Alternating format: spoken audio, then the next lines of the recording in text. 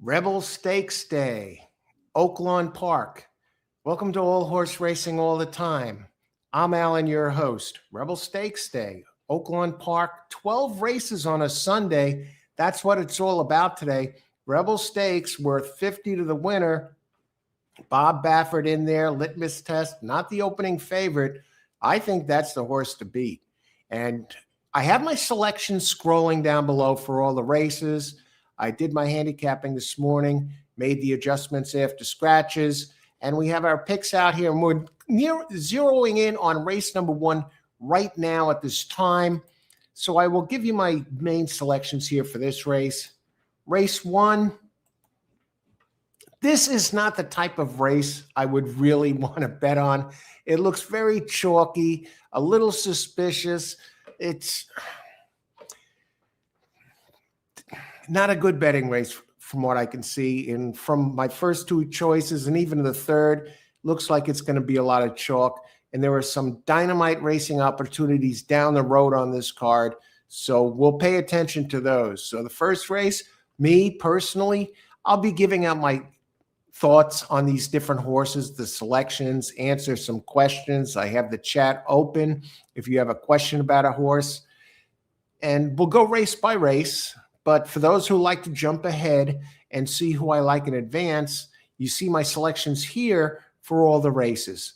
And as we go through the card, you'll probably see, depending on how the horses look on the track and depending on what the odds are, am I getting fair odds on my plays? I may make adjustments to my plays just because I have those top three horses in the top three. I might, shift them around a little bit or leave one out or pass on the race. What I do, come out right out front here, I believe these selections have a shot to hit every single daily double. I mean, if you used all three, and that's not what you want to do. And don't just take my selections with a grain of salt, even though I give out big winners here all the time. Look them over yourself. Double check. Just because Andy Serling or Matt Carruthers are giving out picks on TV, don't just take their word for it. Follow up and do the handicapping in advance. You'll come out ahead that way. You want to be your own top authority when it comes to horses. There's certainly a bunch of positives listening to the guys on TV, or maybe somebody who's a proven winner at the horses in selecting horses, but you still want to do a double check and make sure it pans out. And yeah, do the handicapping in advance. So I did the handicapping in advance. A couple of really bad scratches in the second race. Oh, God. I was looking at the number 6 horse in race 2 to get that done, and I was heartbroken. Let me just check this. No, yeah, the number 6, Dr. Storm, 15 to 1 shot was my initial choice on top, and it broke my heart to see he was scratched. So you have to make your adjustments when that happens. And we're zeroing on race 1. So I'm going to leave the selections up here. I'll be back in a bit. I'm just making some adjustments here, making some notifications, but I'll be here throughout the afternoon, giving you my thoughts on the different horses as we go race by race and what my picks and plays are going to be. And in this first race, I'm not playing it. I just don't like it. I don't like the odds. It looks very chalky, and who knows what happens in a race like this. And a little bit about this race. Race 1, it is 5 minutes to post, 1 1/8 on dirt. I'm comfortable with my selections, 3, 7, 6. The Guatsamana, Matainer, a 9 to 5, 3. Manuel Esquivel up, out of collected. It has the speed figures that can get it done here. Looks very solid. Number 7. Bright Spark open 2 to 1, now 8 to 5 with Christian Torres up. And even my third choice of 6 is 7 to 2. And I could see this being an exacta under $10. And I just believe there are better things down the road when we're talking about this race. And with 11 races, So many good races. The stakes, of course, we have Litmus Test and Bob Baffert. We have some big horses there in the Rebel Stakes, 50-point race. So let's leave it at this right now. And I see somebody has commented. Let's see, John, where is race 10? Holy crap. Let me just.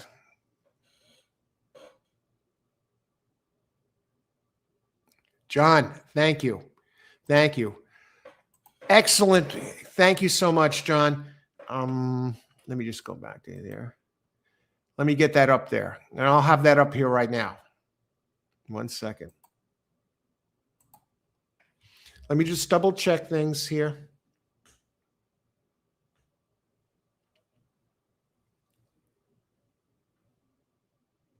Yeah. Okay. We got that. John, you're the man.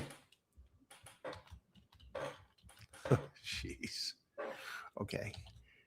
Coming right up, John. We got him right here.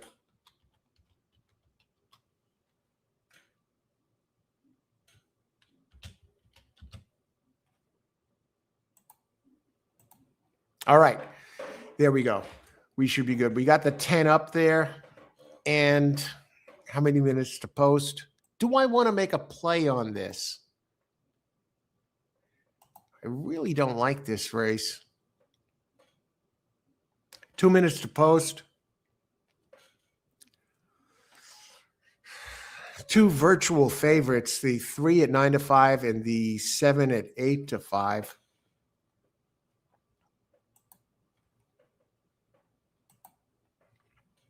Welcome. Great. Thank you, John. Thank you. You're the man. Good luck today. We got this. Okay. I'm going to step away, heat up some coffee, and race 2 and beyond. Again, the scratch of number 6 in race 2 hurts. But you see my selections here, and I'll be taking a closer look at these as I'm handicapping for the 3rd time through. And as we see them and see what they look at on the track, we got this. So let's stay tuned here. Study long, study wrong. Thank you. You got it, John. Thank you again. Let's get this done today, everybody, here on this Rebel Stakes Day at Oaklawn Park. Be back in a bit. Good luck in race 1. I'm not playing. My play, no play. I should put that up there. Just let me update that.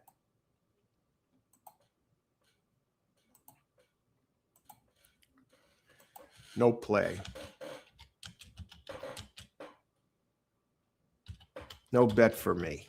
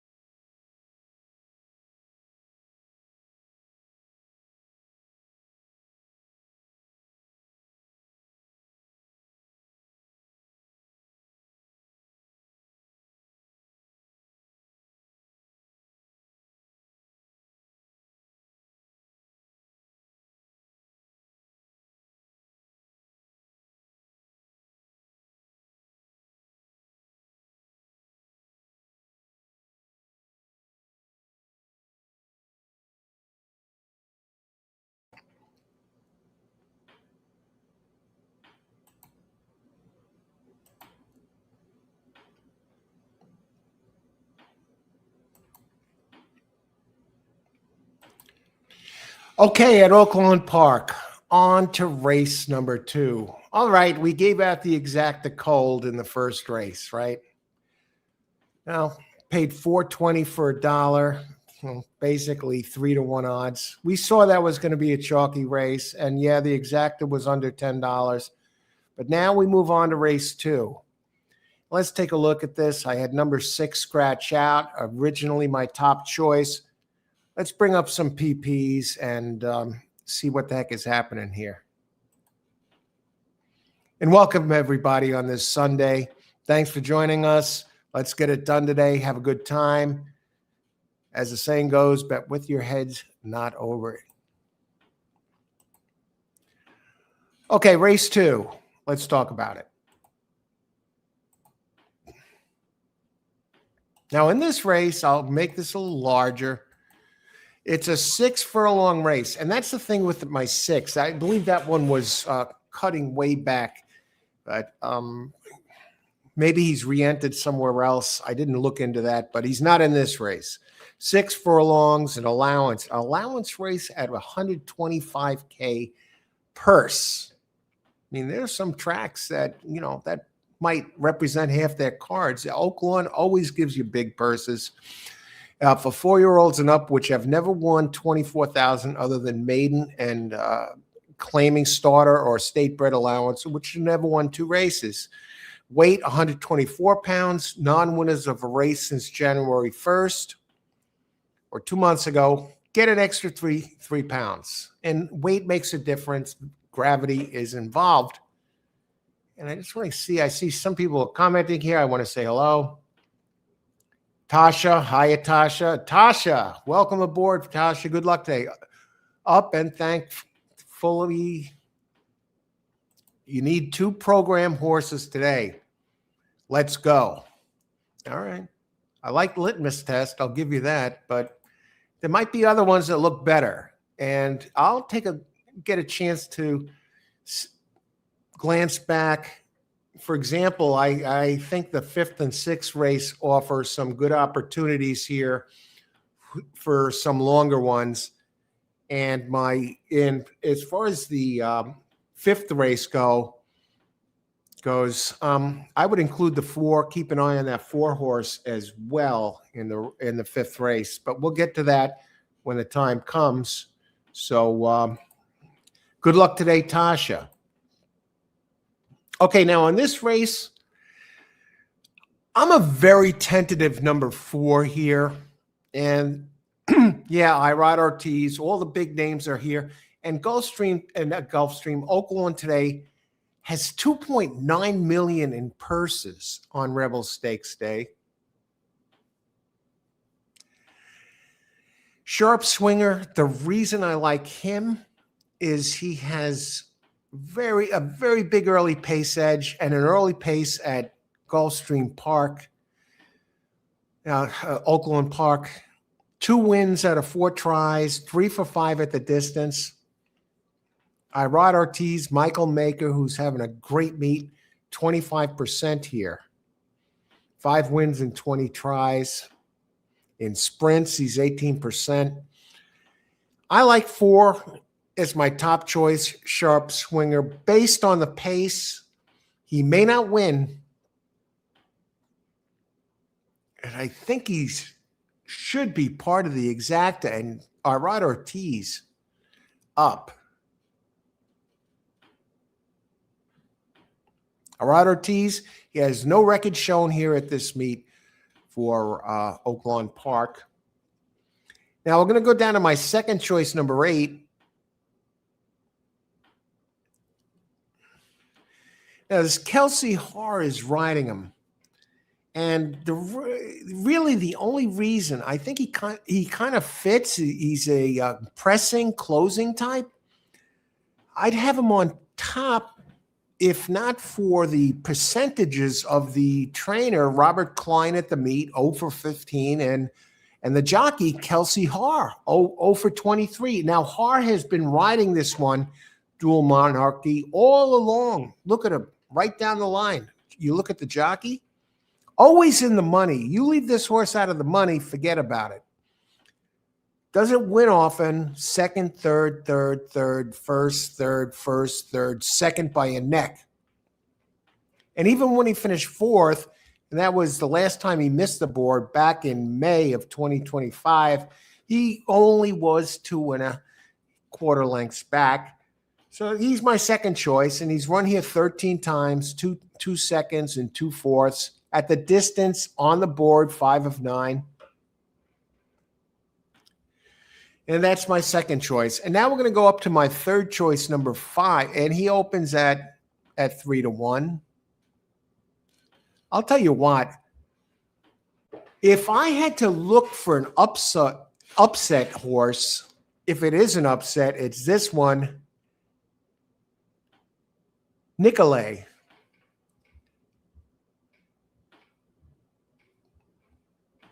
Just, 2 wins and a second by a neck in the last 3 races, all at this distance. 3 for 7 at the distance with a second, 3 winners out of 5 and a second here at Oaklawn. Out of Golden Sense, good early speed. And he doesn't need to be on the lead. I could see number 5 wearing down number 4.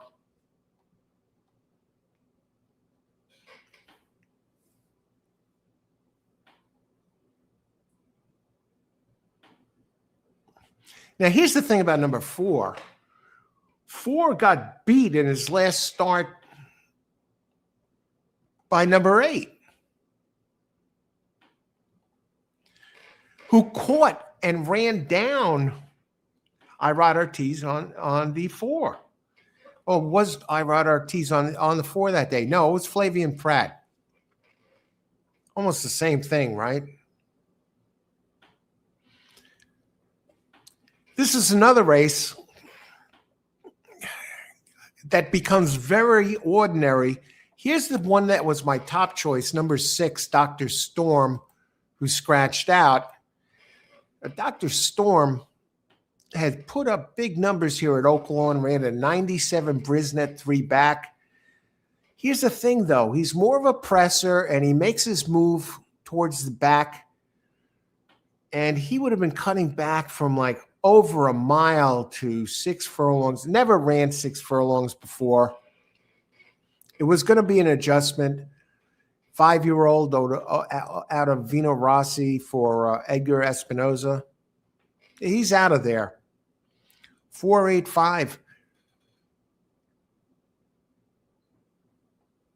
I think 5 is going to be very tough. Let's take a look at the board right now. 10 minutes to post.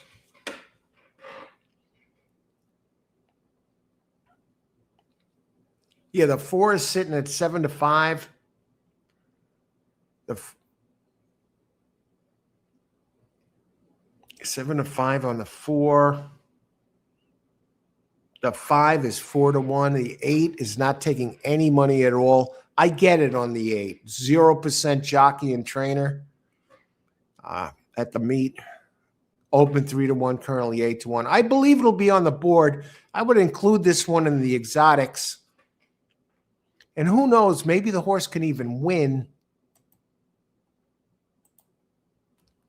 Maybe they gets off the schneid here. Always on the board, and let's hope the odds stay up there on this one. I want to go look at number 2, who's taking some serious money. And that is Northern Chill. Yeah, Ortiz brother. Now, I didn't even have him on my top 4. And the level of this race, allowance race, has run. I'm not crazy about his Oaklawn Park. Last race here at Oaklawn Park didn't do very well. Flattened out. That was in December. Okay, has some, but comes in with a workout. Get this, February 24th of 46-4. That's lightning fast. And a week prior, 48-3, 11th of 46. He's working well, and he does have some good numbers. I'm still not big on this horse.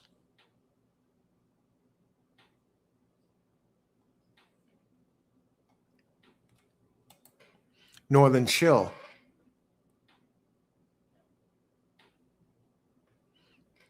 But gets a great jockey upgrade to Jose Ortiz. And going back to the board for a minute, 8 minutes to post. Northern Chill now is the second choice. So they have the Ortiz brothers 1-2. I don't buy that. I'm going to look at the tote board and see who's taking the win place and show money right now. Number 4 is getting crushed to place. I could see it. Irad Ortiz, early speed. He's taken a little less than a third of the place money here. Just dominating the show money. He's at about a third here. So it's all about the 4 and Irad Ortiz. Is there somebody? I'm looking for somebody who can beat the 4.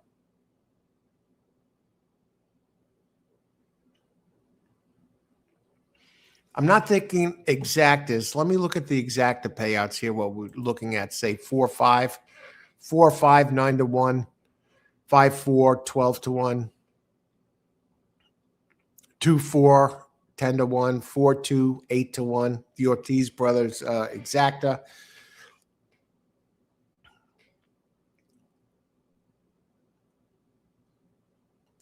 What about a 5-8 exacta? 5-8, 19-1, 8-5, 25-1. Let me check the odds on the 5. He's at 9-2 now. I'm looking for value here. Is this going to be an Ortiz 1-2 finish by the board? 4-3-2, 2-1. I'm not liking the odds here. Let me take this a step further. The better races are coming up. All right, especially if you're looking for a pick 3 sequence between the or multi-race play between the 4th and the 9th, or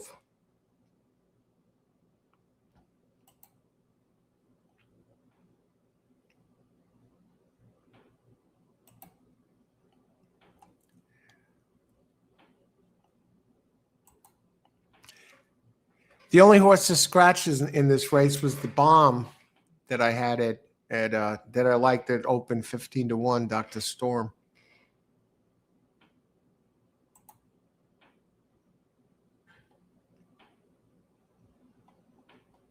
I'm looking for someone else here. I'm just going to go through these horses. Somebody else that has something, a price horse that could turn it into a noteworthy trifecta. No, I really can't back the 1. Orange Diablo. 2, we talked about 2. 2's dangerous. But he's gotten beaten by the others in here. Now he gets Jose Ortiz, who's 2 for 9 at this track, and trainer Matt Shire,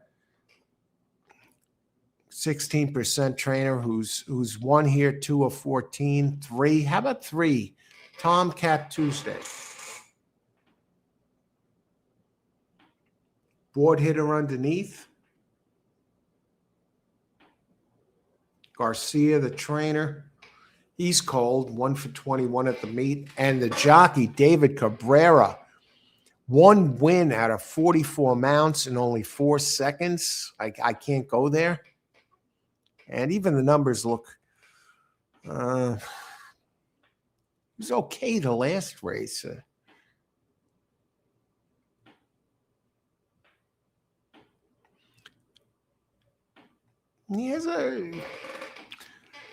He's 3 for 10 at the distance. What are the odds on 3? I'm not going to just throw him out just like that.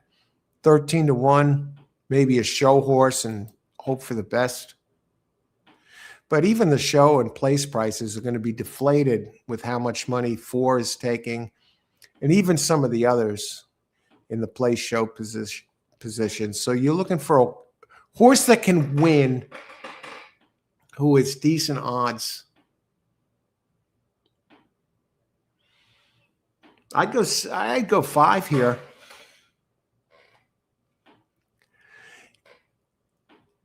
He has enough pace.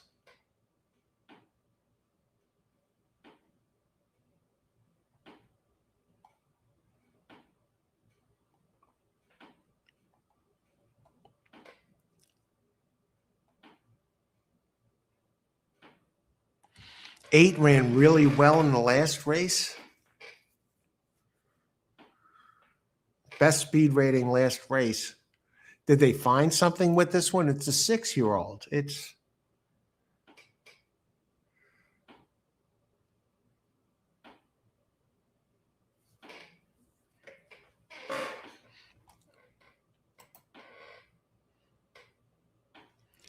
okay. We're going to try something.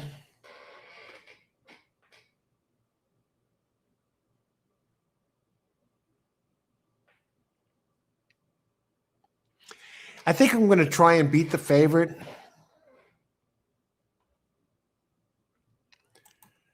I'm getting a good price on these. Let me just double check the 4 of this on this.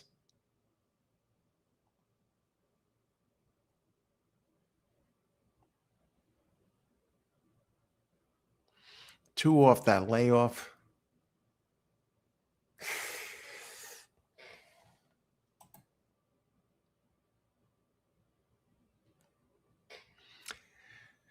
$258 box.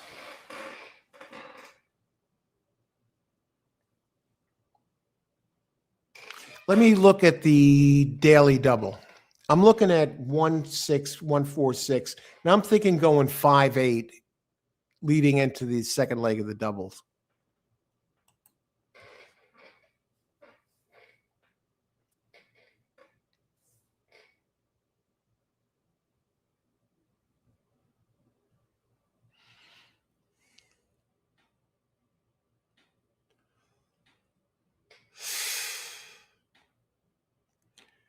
Let me look at exact.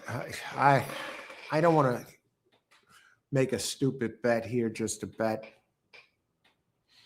Because right now I see 4 horses who can win this race, the 2, the 4, the 5, and the 8. And the board reflects that. And if I go 5-8 box, what, I'm playing against one of the Ortiz brothers? You got 2 of the Ortiz brothers, actually. Let's go back. Who's better, the 4 or the...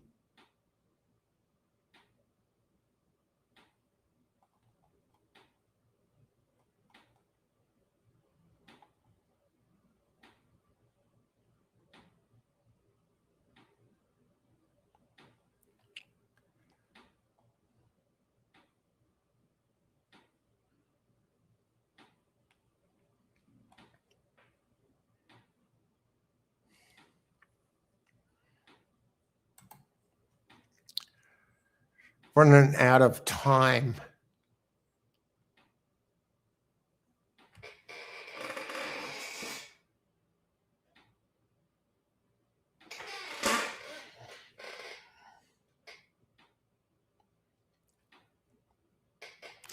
Going back to the pools.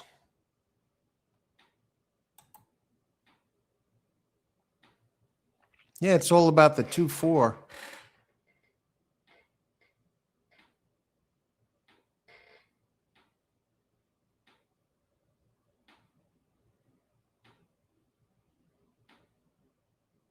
Let me go back to the exactas.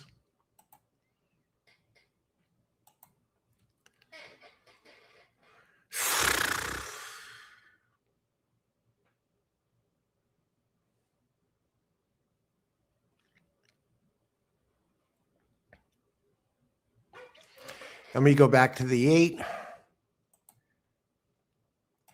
This 8 seems to be the one that's always on the board here.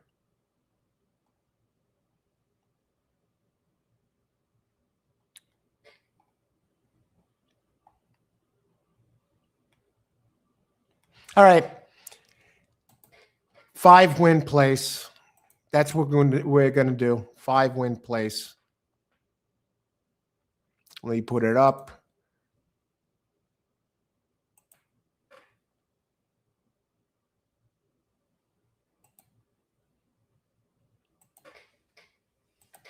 I think 5 has a chance to upend these and then get this in.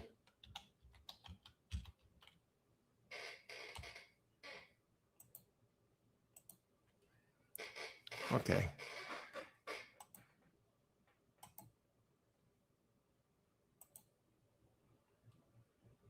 I'm getting 5-1 on this horse. I ride at 4-2, 3-2.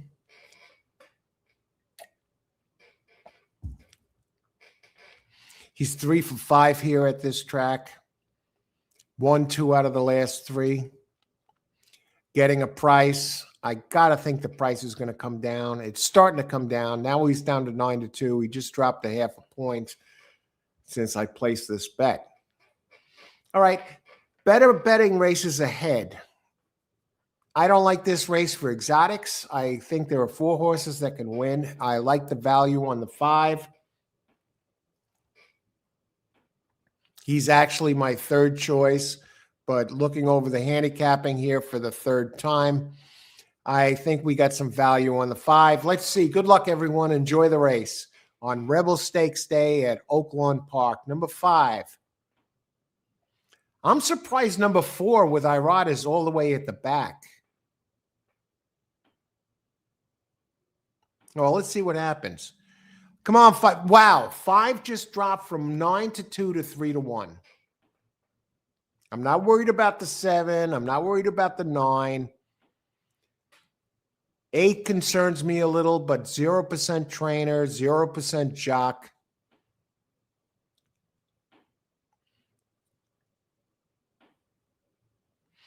Four is starting to roll with Irad. And I got 5 to win place here as they swing off the turn and head for home. Stop the race. Don't let up.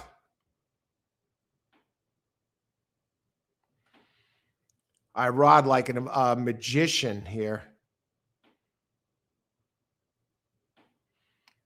7, I gave out the winner. I went against my own pick. I don't have a problem with that. 5 just got gassed. What are the odds on the 7? 22-1. 4-7.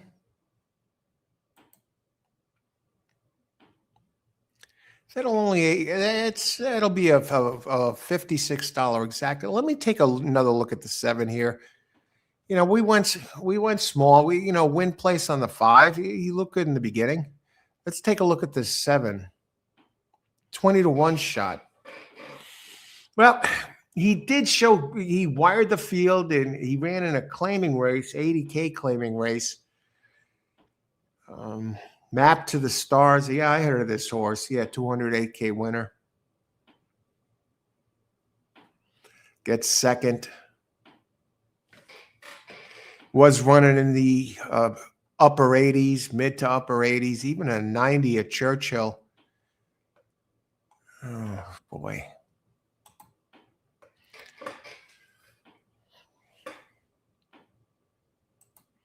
Tough one there. Tough one. It was a tough race. Probably should have passed on it. But I took a small shot. I thought I was getting a good price. And the public saw the same thing I did because the horse went from 5-1 to 9-2, and suddenly 3-1 at the race was they started running. They broke the gate, and he was out front. This time he decided not even to come in second place. So I'll get my early selections out there for race 3. You know, we'll be out here throughout the day today and answering questions, handicapping the races, and look to have a good time and make some money here. And I'll get this out here now.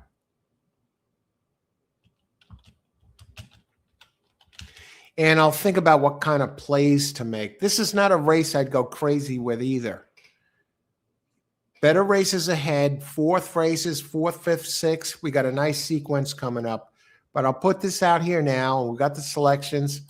And on to race number 3 on this Sunday, March 1st. Can you believe it's March already? Spring in a few weeks. Be back in a bit.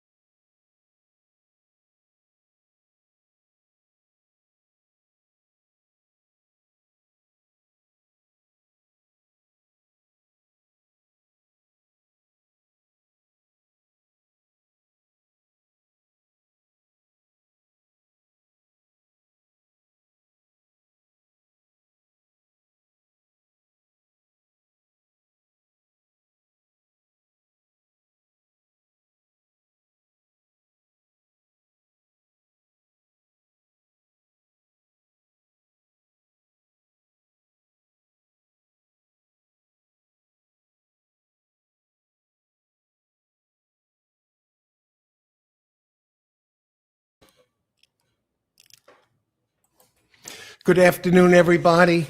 Alan here. Welcome to All Horse Racing All the Time, entering race 3, a very chalky looking race again.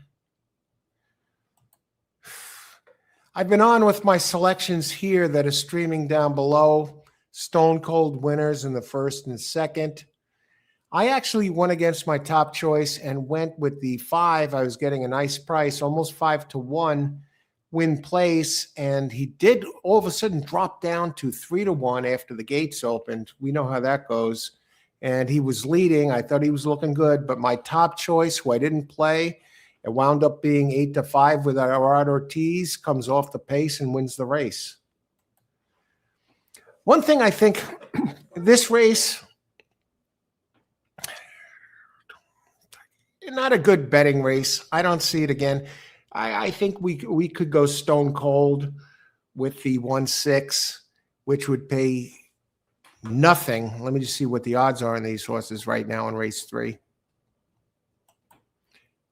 Yeah, 1 is even money. 6 is 6-5 for those current prices. 5 would have been my third choice, but now I landed on 4. Probables exacta. 1-6. Even money. 1-6 exacta, even money. What bank is going to pay you that? But some big news here that I have to talk about, and maybe I can get an insight on this by making a call to one of the top racing insiders you're going to know. He's been on my show before, John De Silva.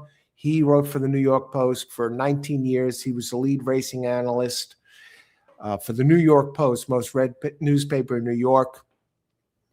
Went on to become the morning line maker at Parks. Now he's a track official at Parks. Here's the big news. Bravaro, number 1, is scratched from the Rebel Stakes. Now he has 2 wins and a second. And why is he not in there? Maybe I can get John on the line. I'll leave these selections up here, and I'll let you know that I'm not making any play on this race. No play for me. Better races ahead. Let's see if we can get a read on this and get him live on the phone and find out what went on with Bravaro. Why is number 1 scratched in race 11? He was my initial third choice, and I don't like the favorite in the Rebel Stakes at all. Number 4, Blackout Time, who opens 8-5. I see Litmus Test has the class. Bob Baffert. Baffert dominates here. The horse and the trainer, Baffert, dominates here at Oaklawn. It's like his second home. He even has better percentages here, Bob does, than he does at his home tracks in California. I see that as a litmus test, a 10, Soldier and Diplomat, 10-1 shot with Jose Ortiz second, and probably Silent Tactic, number 7 third. But Bravaro, I thought this one was a very courageous horse in all his races. I want to see what's up, why Bravaro was scratched. While I was away, I looked it up. I couldn't find anything going on. So let's see if we can get John De Silva on the line and find out what exactly happened with Bravaro. Saffie Joseph Jr., I thought maybe we get to see him crying again after a big victory. And John did just write me. He wrote me at 1:47. He wrote me 7 minutes ago. Let me speak of the devil. Let me get him on the line. I could tell you what's up here, what I see in his message. I have my phone up. I always have my finger on the pulse.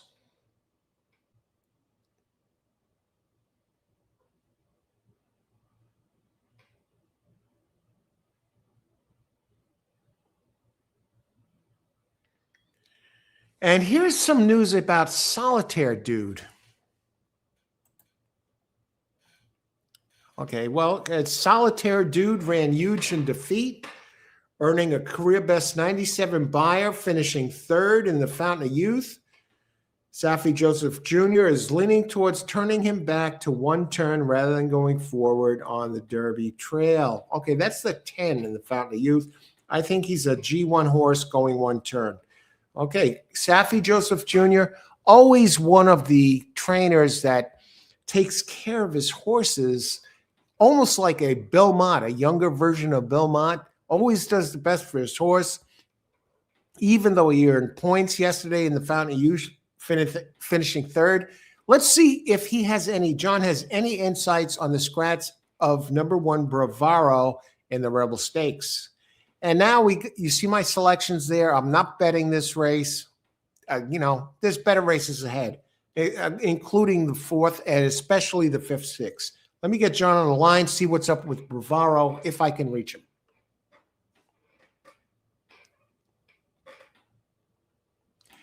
And I'll give him the... John, it's Alan. Hold on, everyone.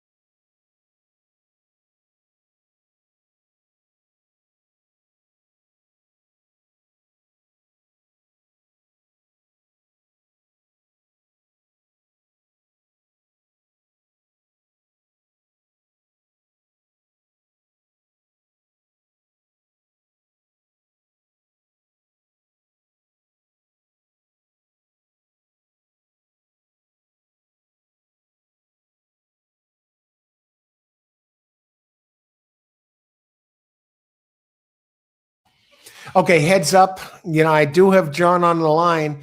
And Bravaro did run yesterday. He was dual entered and he finished 4th in the Fountain of Youth. So that's why he's not running today. But that's the story there. Still, on this race, no play. If I get any other news, 164, it's going to be very chalky. All right. So I'm on the line for a second, but I'm right here. Got an eye on what's going on. Finger on the pulse. Good luck, everybody. Enjoy the race. I think the 1 is going to be real hard to beat. 1-6. We saw that's an even money exacta. Pays $2 for a dollar. Good luck, everybody. Better races ahead.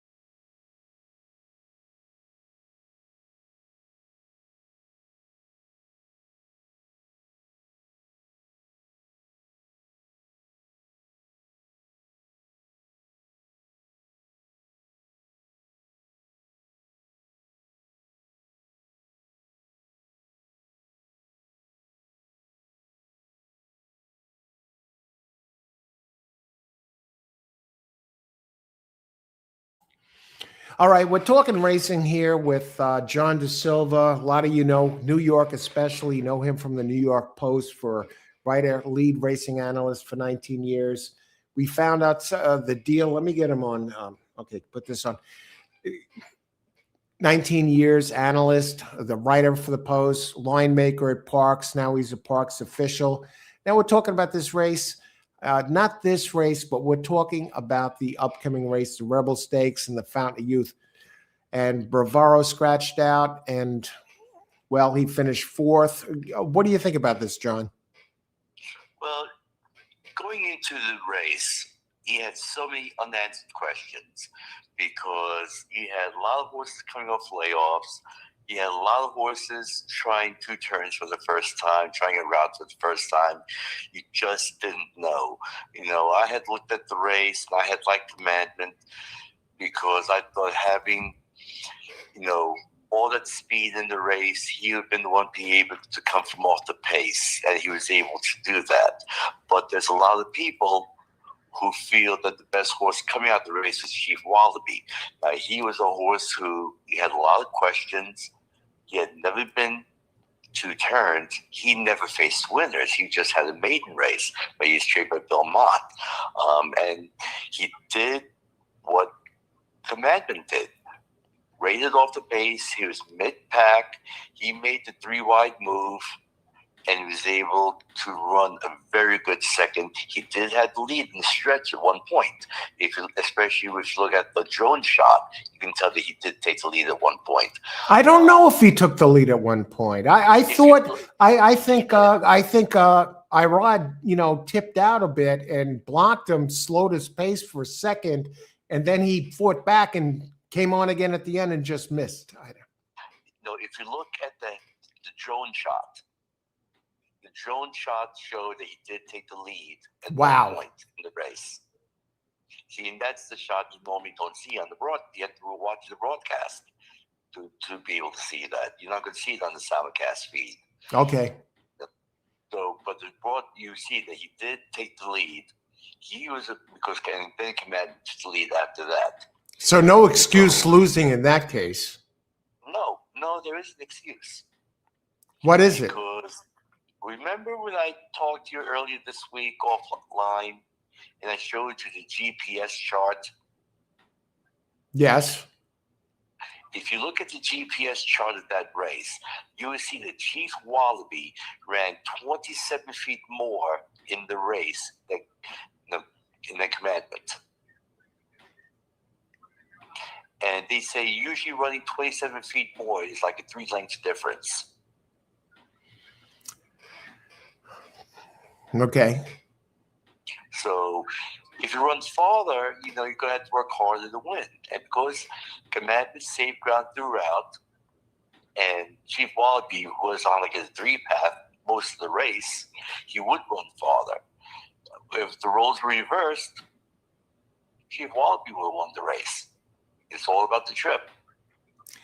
Now, what do you think about Chief Wallaby going forward? I think he was a better horse than Commandment. Well, look what I just said. He ran farther. Yeah. So that means he worked harder. He'll have the lowest sheet number. I'm a big sheet guy. Yeah. Mm-hmm. Yeah, and that's the thing. You have to take all things into consideration. And we have a man like Bill Mott, training them. Look, he wasn't 100% coming into the race. Mott was even saying that. I knew he was taking a shot, and the horse did what he did. I mean, imagine this horse was 100%. If Mott did have more confidence in him, felt that he was ready for it, but this horse could have done. I mean, this is the type of horse who definitely should improve next time out. He's probably going to run the Florida Derby. And we'll see how tough a race that is. The one thing also you have to wonder about, though, is you look at Gulfstream Park in these 2-turn races. I mean, with your horse yesterday being post 9, with the scratch. Who? My horse number 9. I didn't. I picked. He was number 10, but he was breaking the post 9 because of the scratch. My top pick was Bill Mott yesterday. Oh, Chief Wallaby, yeah. But yours like Solitude too. But the thing is, outside post positions at Gulfstream Park go 2 turns are at a disadvantage. The more inside, the better. So, and that's what I'm saying. You take a horse like Chief Wallaby, he gets a good post position in the Florida Derby. He could be very tough. It could be the horse to beat. Yeah, and all he has to do is finish third, and he's going to qualify for the Derby. Yeah, and that's the other thing. Mott is a horseman. He knows what has to be done. I mean, when he ran Sovereignty last year after winning this race, he ran in the Florida Derby. Ladies and gentlemen, John De Silva, Parks racing official, lead columnist, analyst for the New York Post for 19 years in New York. He's joining me here, giving his insight on the Fountain of Youth and also talking a little bit about today here in the Rebel Stakes. Go ahead, John.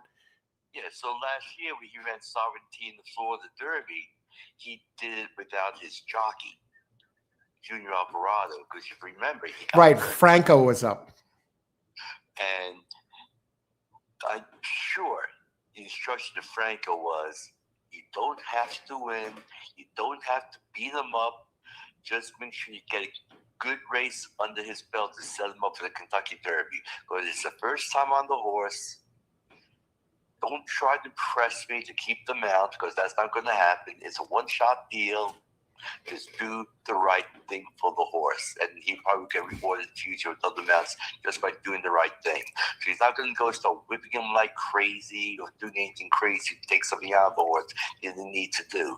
And that's the type of guy Mott is. He knows how to prep him for the right spots. So Franco took him out, took him for a ride around the track, got second place, points he didn't need. What, another 50 points? Yeah. Right.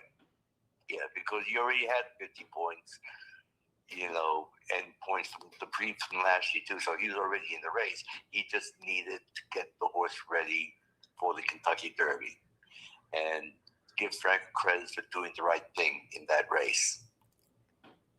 I mean, that's the thing about Bill Mott. Why did he win the Eclipse Award? Because he's a horseman, and he knows how to prep. It's not always about the numbers. It's not always about who made the most money. It's winning the races, winning the big races, and prepping them for these races. And that's why he got rewarded, because he would do things like that. Yeah, and we talked about this a number of times. I say Brad Cox, Chad Brown, they blow away Bill Mott by the numbers, and you're always sticking for Mott. He's like, yeah, he spots him, and last year he won horse. He's won Trainer of the Year 2 of the last 3 years. He's the youngest guy ever to win Trainer of the Year Eclipse Award. And I noticed something, John. He's suddenly up there with the stats this year, even though he's in his 70s. His stats are way up. He has had a tremendous Gulfstream meet. Mott normally does not win with first-time starters. He's done that quite a few times at Gulfstream this year. Wow. Okay, look at Knightbridge. Look at the race. What a great horse. He was ranked 9th in the top horses standings. Well, it'll be higher, because I know I'm voting him higher. Yeah, but he's 9th in those Breeders' Cup rankings, top 10 horses of the year every Tuesday. Mm-hmm. He's probably never going to go for the Breeders' Cup, right? His top level is probably a mile. No, well, Breeders' Cup mile. Yeah, Knightsbridge, incredible. Did he wire the field yesterday? I know he won. Yeah, he was tremendous. He destroyed that field. And Mott already said his next start is going to be at Churchill Downs in the 7 furlong race on Derby Day. Yeah, he seems to be going between 7 and 10. This guy is invincible. But don't forget and the one time he did lose, I think it was 2 or 3 races back, they got some rabbits in there that really threw some crazy fractions at him and pressed him. But Mott's comments yesterday was pretty interesting. But when they were asking what to do with Knightsbridge, he told me he's going to run to Churchill Downs. He said, I'd love to have a horse to run in the Met Mile. I just have to see how things go. Well, Mott has a full stable, man. Again, Knightsbridge plus this horse yesterday. Who's to say that horse he's talking about for the Met Mile is in Sovereignty? for his seasonal debut. Well, Sovereignty's shown more early speed in his later races than he did earlier ones. Yes, but the thing is, he has to start somewhere. And you saw what Mott did last year. He sent Sovereignty to Saratoga and just ran him out of the barn across the street. Yeah, I was there for that race. I know. So if he keeps to that plan, Met Mile would make perfect sense for Sovereignty.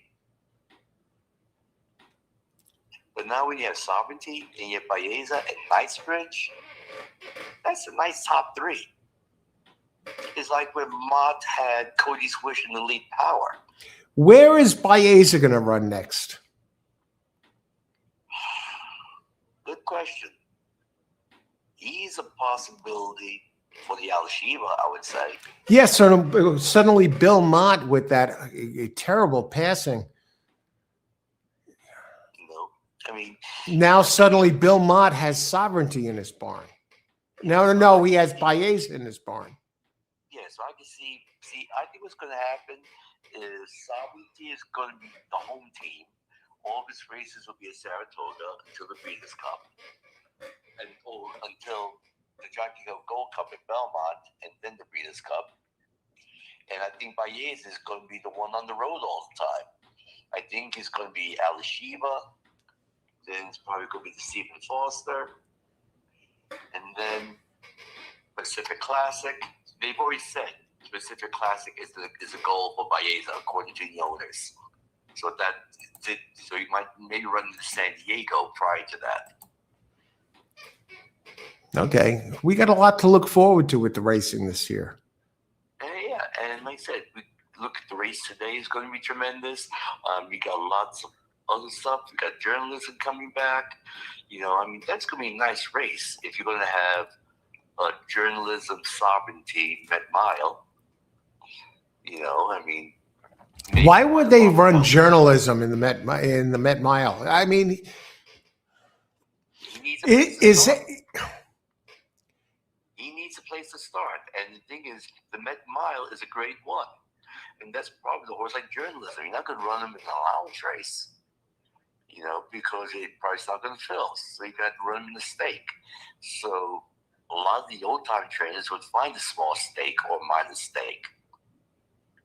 Others will, I'll give you a story. In 1990, I was working, editing, and putting together the NARA program at Sportseye. And at that time, Easy Goer was coming back for his 4-year-old season.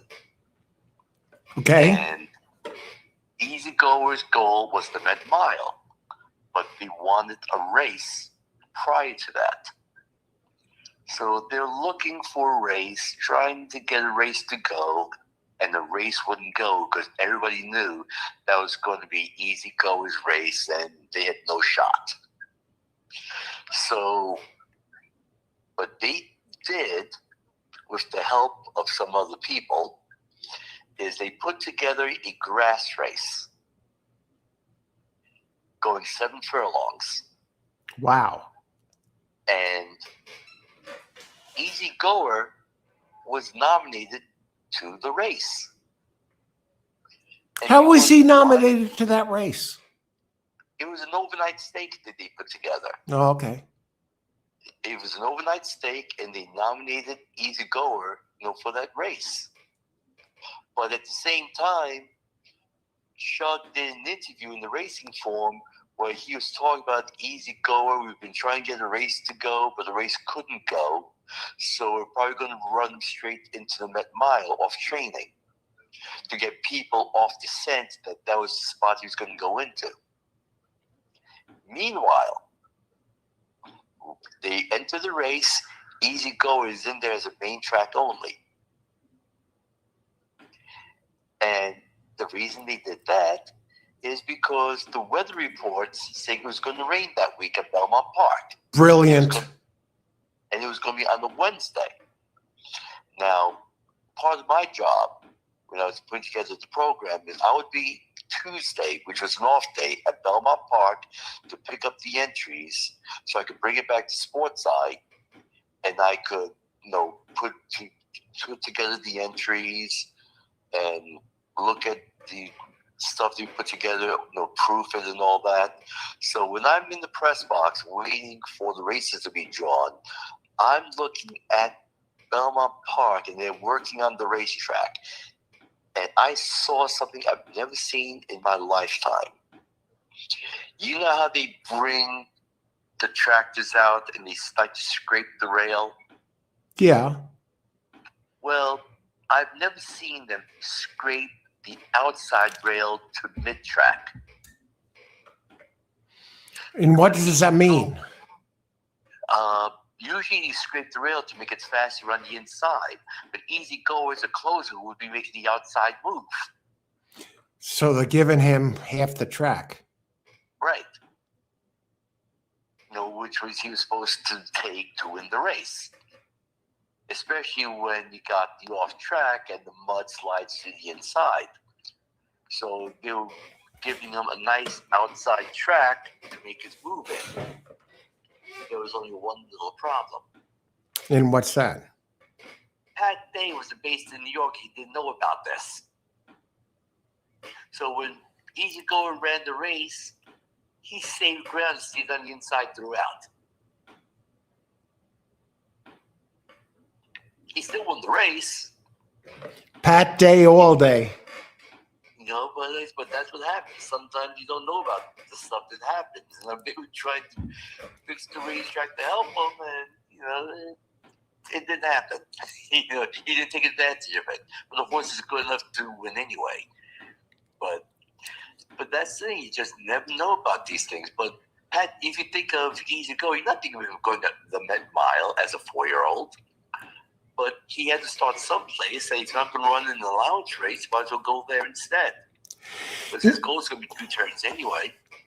So if a horse like Journalism wins the the Met Mile, yeah, is that going to gain him points towards the Breeders' Cup Classic since it's only a mile?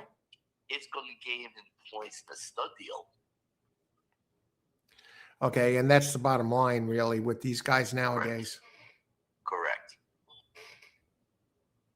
Because right now he's a 4-year-old, and right now they see him as the second best horse of his age group. Who's to say that this year he can turn the tables, that he's grown physically and he's improved? Who's to say that he can't pass Sovereignty? And that's the thing, and he seems to be a little more of a leggy sort, and he might be more versatile than Sovereignty. Sovereignty's like a machine, but going forward, Journalism might turn out to be the better sire or even the better horse. Right, because he's got experience and maturity. I mean, look, you take these 3-year-olds, some people could say you could compare them to like teenagers going into college or going into adulthood. But you make them more of an adult, who's to say they're not going to be better? Yeah, I remember this kid. I was a tall kid and kind of, tall kid in school, and this guy was a shrimp, and suddenly he was like 6'5". You don't know with the horses. Did they mature? Boom. Yeah, because unfortunately, a lot of them retire before we get to find out. Yeah, and the 3- and 4-year-olds, even the 4-year-olds, are still like late teens compared to the 5-year-olds. Yeah, and that's the thing. And a late teenager is not going to beat up a 21-year-old guy. It's all right. He could, maybe. But really special. But that's the thing. He could be better. I mean, we don't know until we find out, but at least he's given the opportunity. I mean, he's already very good. But right now, if you were to do a stud deal, it would be Sovereignty would be getting a higher stud deal than Journalism. By much? At least 10 to 20,000 more, I'd say, right now, difference. But if Journalism can come back and win the Met Mile, beat Sovereignty, who's to say that they can't be equals or Journalism be more? Any chance of either of those two, Journalism or Sovereignty coming back as a 5-year-old? No, No. no. Yeah. They'll retire after this year. Well, I guess we're lucky we have him this year. Right. Especially if they do meet in the Met Mile and maybe the Whitney and the Breeders' Cup Classic. I mean, think about it this way. When was the last time we had two top horses run against each other 6 times, 5 or 6 times? Journalism pretty much had Sovereignty put to bed in the Kentucky Derby, and Sovereignty came out on top. Then, of course, Journalism wins the Preakness, and the Belmont Stakes. He didn't get beat by much either, Journalism, in that race. So, but he still got beat. Yeah, he got beat.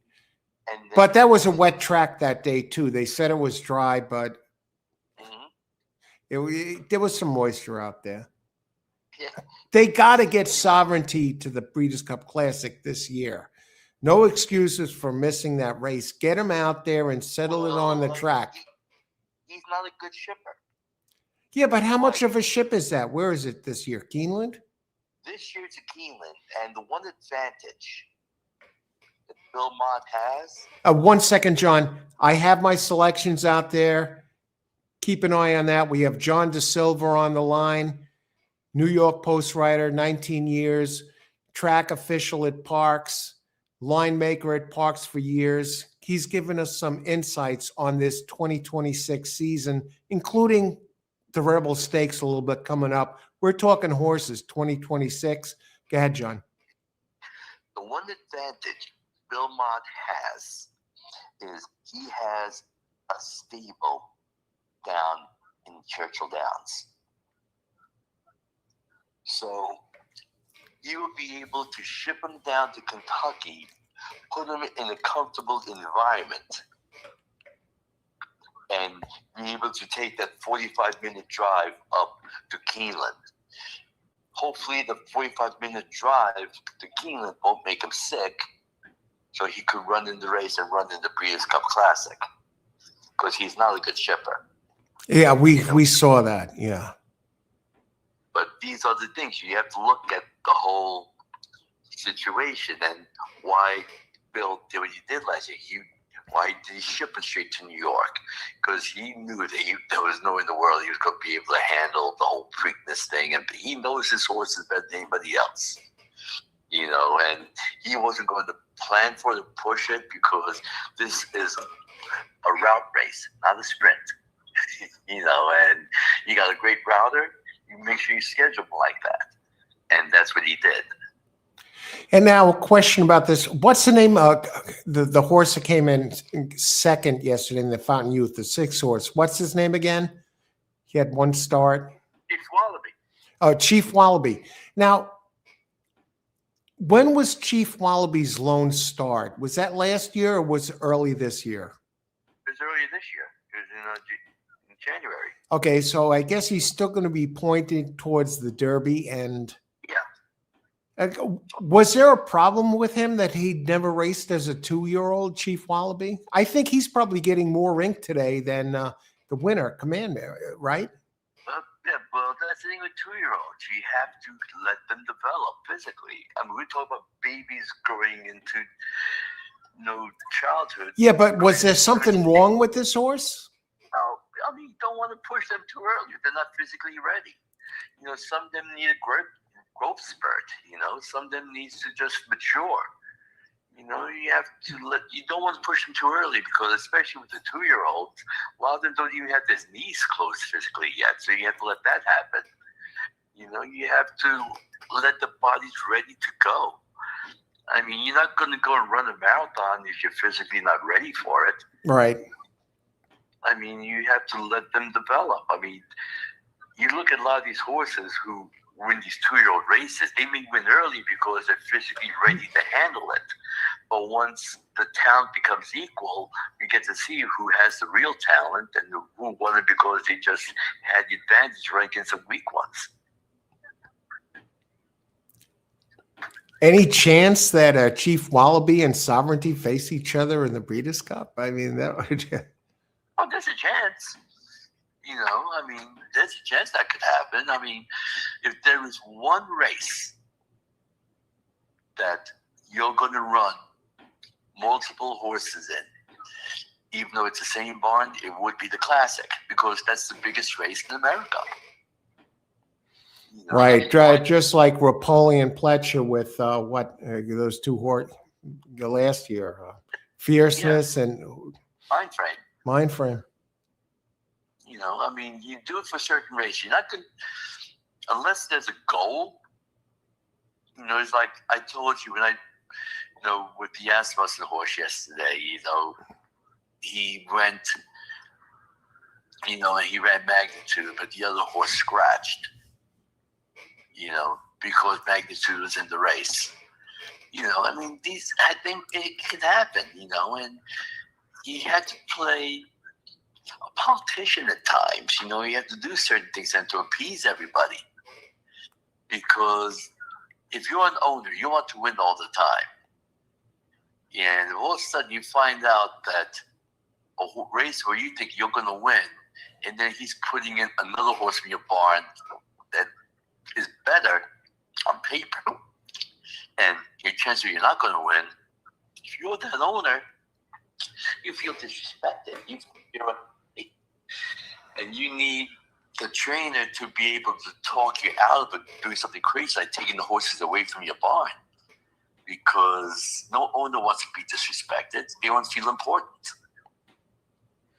Okay, and here's another thing. We've seen this and we've heard this through the years in the media that Bill Mott is one of the guys that the owners respect his decision when it comes to running the horse. And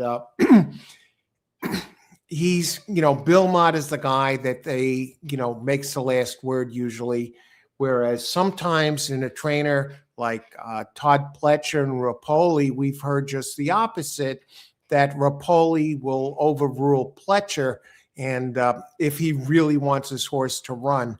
And now Bill Mott kind of showed some displeasure about running this horse yesterday in that Fountain of Youth, that he would have liked more time. Do you think this is one of those times where the owner said, we really want him in there, and Bill Mott said, I don't agree, but we'll let him go? Or do you think? Yeah, I would agree with that.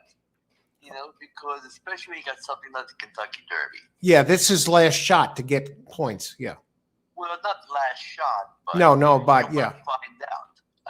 Look at what Chad Brown did yesterday. Okay, he took a horse with one lifetime start, and he ran him into Gotham. What a hell of a race! What a hell of a race! He almost lost, but I was there for that race. Yeah. What do you make of that horse? But here's the thing about Chad Brown, because he's done this in the past. The Kentucky Derby isn't the end all for Chad Brown. He has taken horses who had enough points to be in the Kentucky Derby, and he will not put them in the Derby and wait for the Preakness. We've seen that with him, yeah. Right. And the thing is, if he doesn't feel the horse is ready, he'll do that. So the horse who ran yesterday, he did what he needed to do. He won the race. He still hasn't been 2 turns, though. And he's going to go and probably run him in the wood. But if he doesn't like what he sees, he's not scared to say, I'm not going to run him in the Kentucky Derby. He may have the points to be in the race, but I'll wait. Did he do that last year with a horse? I'm trying to think. Yes, he did. Which one? The horse who ran second in the Preakness last year. Okay, so yeah, this horse is in there. The Gotham winner, he's going to be in there. Now, Chad, maybe let's see if he moves him. I don't see him as a Derby winning horse. I didn't think that was a strong field yesterday at the Gotham. Well, we don't know. And Chad is a horseman. and he's going to make this. Remember cloud computing? Of course, yeah. He had the points to be in the Derby, and Chad said, "No, I'm going to skip the Derby and run him in the Preakness," and he won. He's won 2 Preaknesses doing that. Horses who could have and should have been in the Derby, but he skipped and ran in the Preakness. Great point, John. It sounds like Chad is the guy, gets him in there and says, screw the Derby, let's get the Preakness, and he wins it. I mean, look at the horse who... That's incredible. How many great trainers never won the Preakness? Chad's had at least 2 here John's talking about. Yeah, and look at the first-time starter that everybody's talking about that won for Chad a few days ago.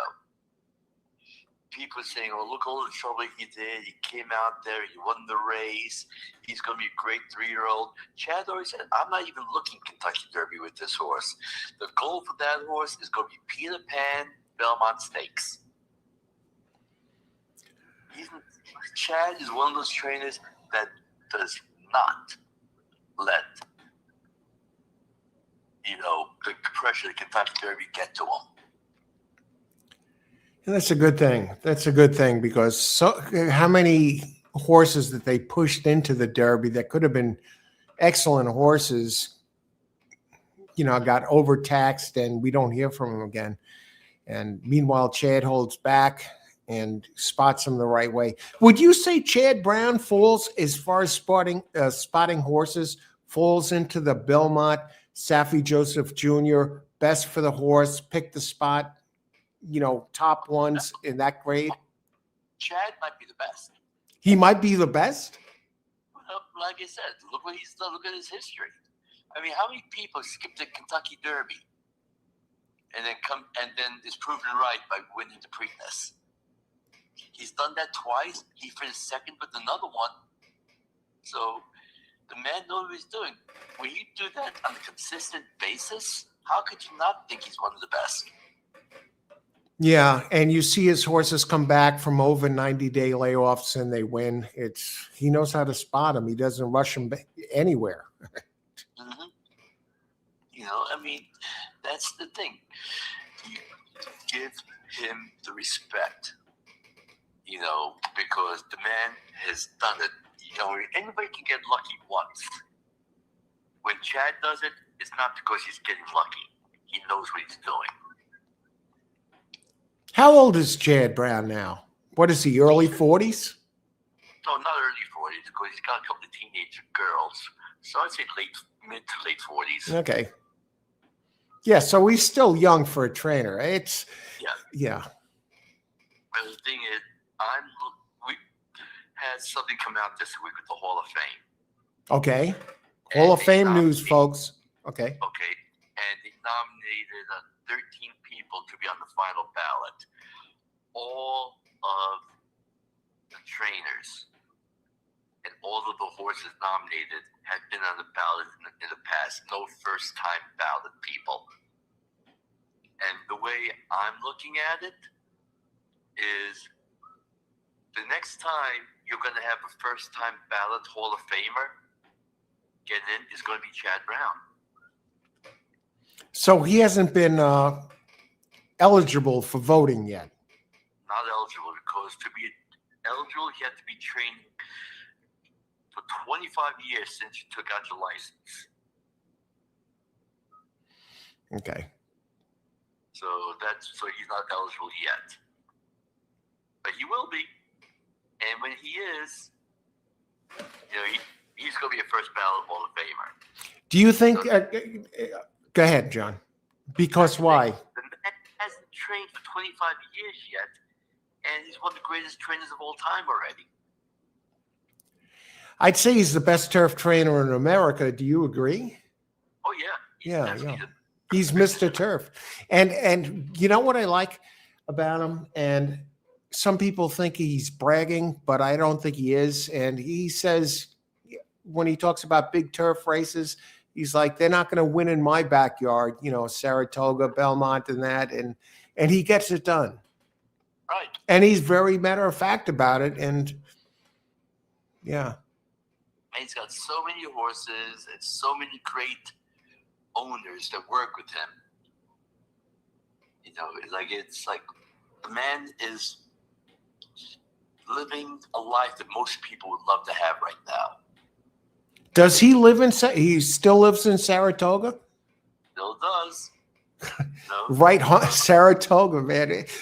Would you say Saratoga is the capital of horse racing in New York, like Churchill is in Kentucky? Yeah. Yeah, yeah. It has the best races, the biggest stakes, the most purses, and yeah, that's what it's all about here. Smarty Jones, he didn't get in last year, did he, in the Hall of Fame?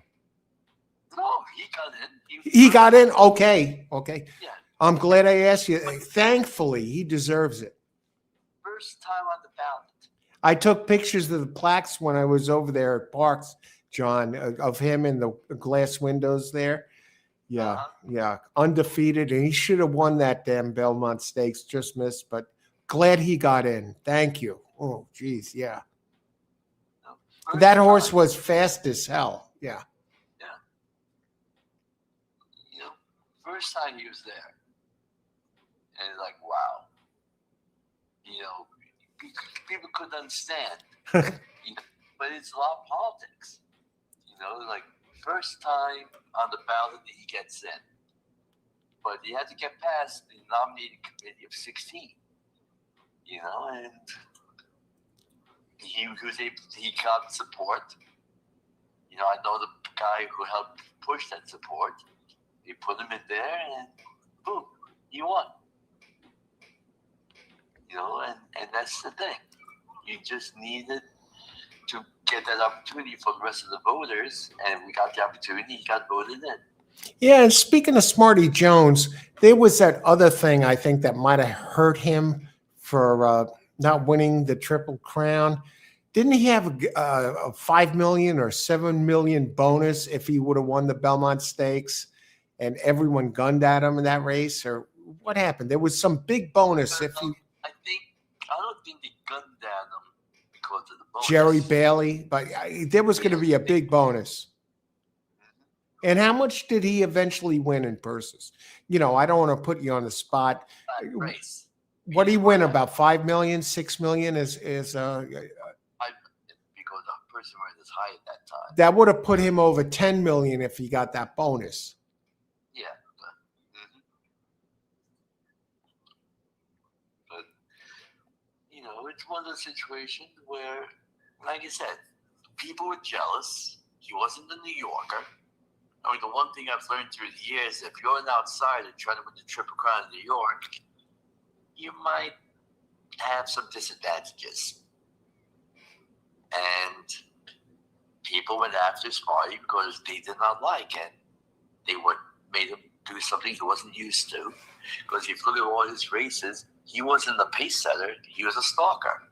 But then they forced it where he was setting the pace, and then they worked his butt off. You know, and went after him. And the thing is, people need to remember, he ran a winning race. It's just that all the work that he had to do to get to that point finally caught up to when the Birdstone ran him down. And just barely ran him down. Yeah. I was there that day. I was, you know, standing on my seat right near the finish line, and the roar when he came off the turn about 4 lengths up was unbelievable that day. I still get a chill. I got one just now when Smarty Jones came off the turn. It looked like it was over. Yeah. Yeah. No, I mean, it's interesting to see how it all develops, you know, because now, look, there's always going to be gamesmanship in horse racing. And there's always going to be, I mean, people think that would justify one Triple Crown. He got help from Florent Giroux on the other, you know, acting like a fullback. Oh, he did. He did get some help, but he's still the best horse. Yeah. You know, but that's the thing. You have to look at the conditions, how these things happen. You know, sometimes it's great, sometimes it's fair, other times it's like, why? don't need it. If he's that good, he doesn't need it. I mean, to each their own, you know. I mean, you look at a place like Europe, for example. They have rabbits all the time, and rabbits are there to do one thing, not to win the race, but to be a pain in the butt to everybody else. You know, and if you could be a pain in the butt to help your stablemate, if you're a trainer, why wouldn't you be? I agree with you. You know, rabbits have been a part of horse racing for years. You know, I mean, you just have to go and deal with it. You know, and if you're good enough, you're good enough. Okay, I'll let you go, but before you go, the Rebel Stakes. What do you think about this? Two things. One thing, okay, Napoleon Solo. He's gonna retreat from this Derby trail. Do you think he goes? You know, after all the hype. Knowing Chad, he's not going to retreat because Chad is aggressive and he's going to try and he'll push it because first time off the layoff. Yeah, right. The next time back would be second off the layoff. Ideal. Yeah. And you're going to see maybe he might try the wood for Nisha's spot. Yeah, because he won at Aqueduct already. Yeah. So that might be the spot for him next time out. I wouldn't rule him out as impossible for the Derby, to win the Derby, based on his last race, not this yesterday, but the one before that. Very fast, big thoroughbred figure. Maybe he needed a race, you know? Well, look what I've been telling you. And he has enough speed, and the stamina is the thing, like you said, you know, one turn. It's not easy coming off a layoff that long to win that level of a race. Yeah, and he's already won a G1, so he has class. You know, but like I said, you just have to give him a little, you know, he does have the excuse, but now the pressure's on him, but he has to produce next time out. Okay, so maybe the wood. And the other question, go ahead. I think it'll be the wood. Okay, that would make the most sense. He's won on the track. He likes the track, ran a big number. Okay, and he blew out the field. And the other question is, the big question, today's Rebel Stakes Day, Oaklawn. I'm doing an Oaklawn show here. I have my picks scrolling on the screen down below for all the races. Everyone out here, we're joined by John De Silva, lead writer for the New York Post, racing writer, analyst for 19 years, and line maker at Parks. Now he's an official at Parks.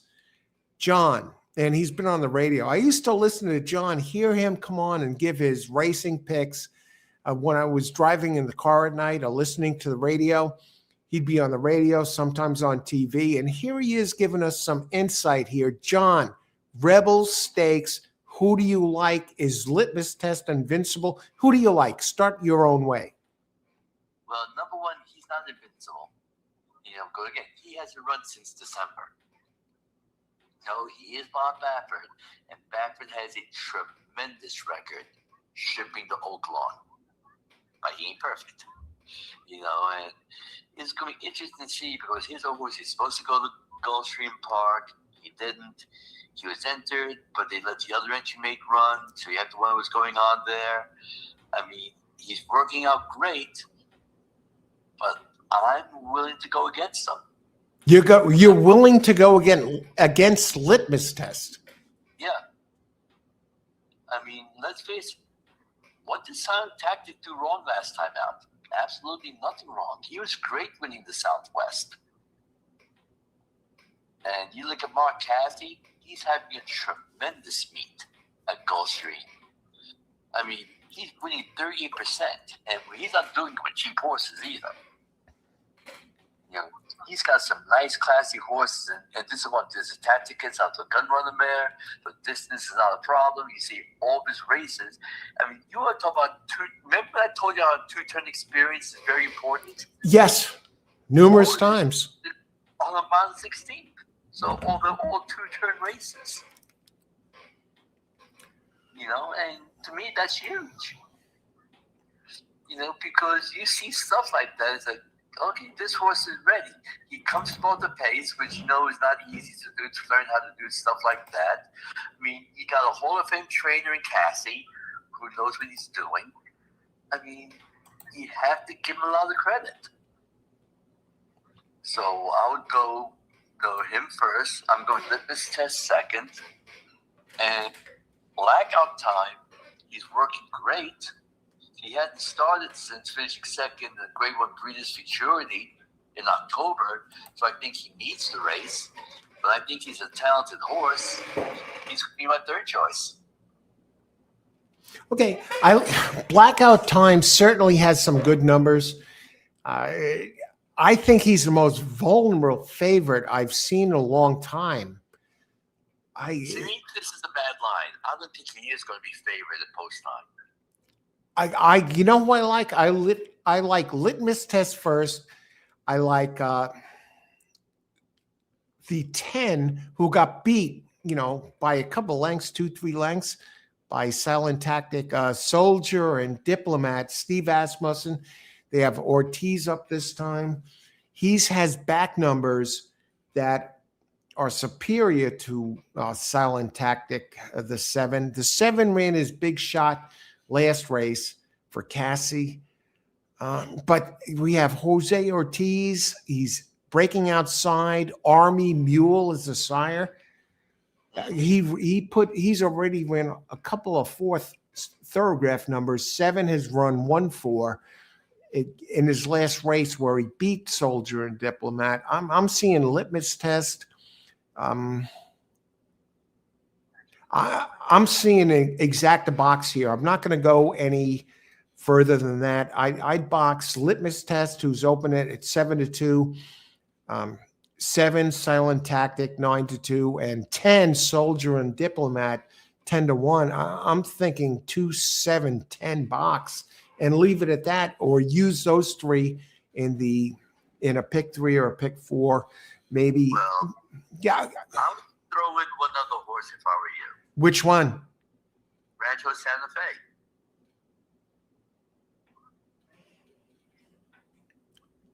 I mean, why would you throw in Rancho Santa Fe? Yeah. No, if you wanted to sneak one in there in the try, I could see that one certainly. Yeah, I was on the fence about that one, John. I agree. Well, look at the last race.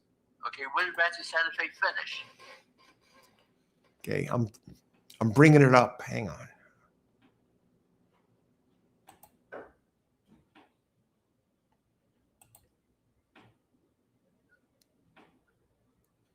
Hang on. I'm just bringing it up. Mm-hmm. Yeah, I'm bringing up the sheets. I already got the PPs. I want the sheets on this. No, with this one, I think you need to look at the irregular PPs. Okay, I got them both. Why the regular PPs over the sheets? Because how far back was Rancho Santa Fe to Soldier and Diplomat in that race at the finish?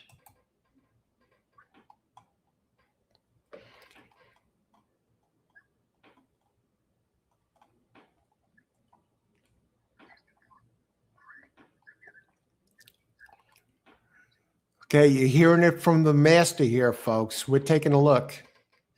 Okay. John De Silva. Thanks for joining us here, John, on this Sunday afternoon. Okay, I'm looking. Yeah.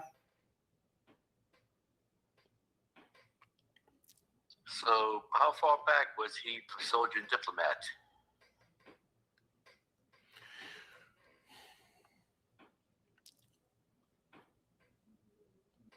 He came in 4th. He was 2.5 quarter back at the stretch, top of the stretch, and finished 3.5 back. But let me look at Soldier and Diplomat. You gained some ground on Soldier. Yeah. Mm-hmm. Yeah, and this is longer. Well, no, it's 1.16 same. Mm-hmm. But we're talking about a head and a nose from Soldier and Diplomat to Rancho Santa Fe. A head and a nose. So in other words, they're all right there at the end together. So if you like one, why would you like the other? I'll tell you this. Now, let's go back to the sheet. I want you to look at the PP first. Now look at the sheet number, and you tell me what the sheet number were for both those horses in that race. They're both. Okay, I'll tell you right now.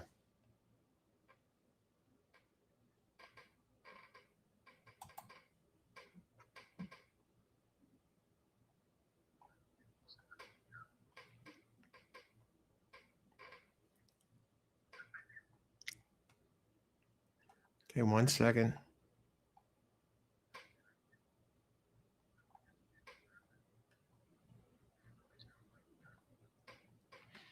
Just had this here.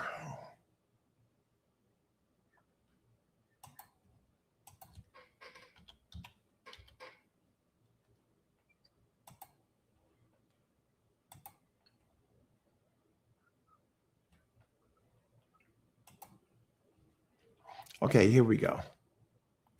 There's a pretty big difference. Hang on. It's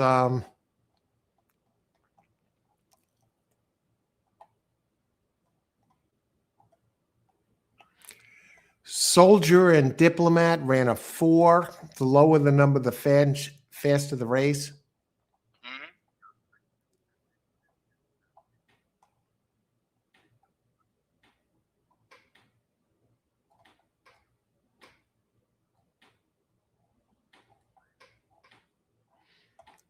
And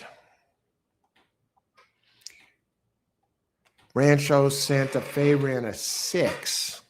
Mm-hmm. It's a good 2 points slower. Right.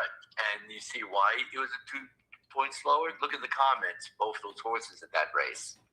Steered route, steered out, upper, missed third. That's the two brothers. Well, the 6, I mean, the 8 can definitely improve. It does get Irod. I'm thinking that I think the 10 has the best chance to beat Litmus Test. Okay, but why? Because here's a horse who lost ground to Cassie's horse. Now, remember, Soldier and Diplomat ran 4 wide, too. Mm-hmm. Right. But who is making up ground in the end? Who is finishing faster?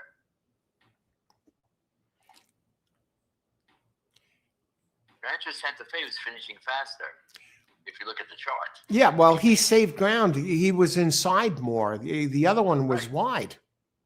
Right. And who's to say that he doesn't get out earlier and has to clear a run that he doesn't pass him? And Irod gives him a better ride. See, that's what I said. It isn't always about the number. It's sometimes how you get the number. You know, and like I said, if you do something a little different today, which I think they're going to do, I mean, that's where you need to look at it. How is he going to do it?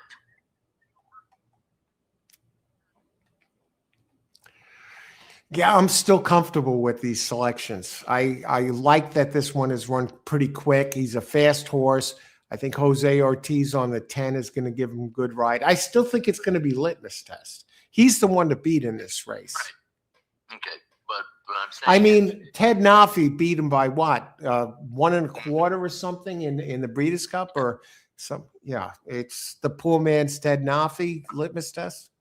like I said, if you're going to go play an exacta box, you would be crazy not to use Rancho Santa Fe along with Soldier and Diplomat. Oh, I will use him. I'll go with the 4 with Bravaro out of there because he ran yesterday. Certainly. You know, I mean, I'm not picking Santa Fe to win, but like I said, the mentality is you want to use a horse that had the opportunity to be there, and I think both those horses, Rancho Santa Fe and Soldier and Diplomat, could improve. And if you're going to use one, you'd be crazy not to use the other, especially if the other one goes off at a high price. I think Soldier and Diplomat is going to go off 5-1 or maybe even less. 5-1, maybe.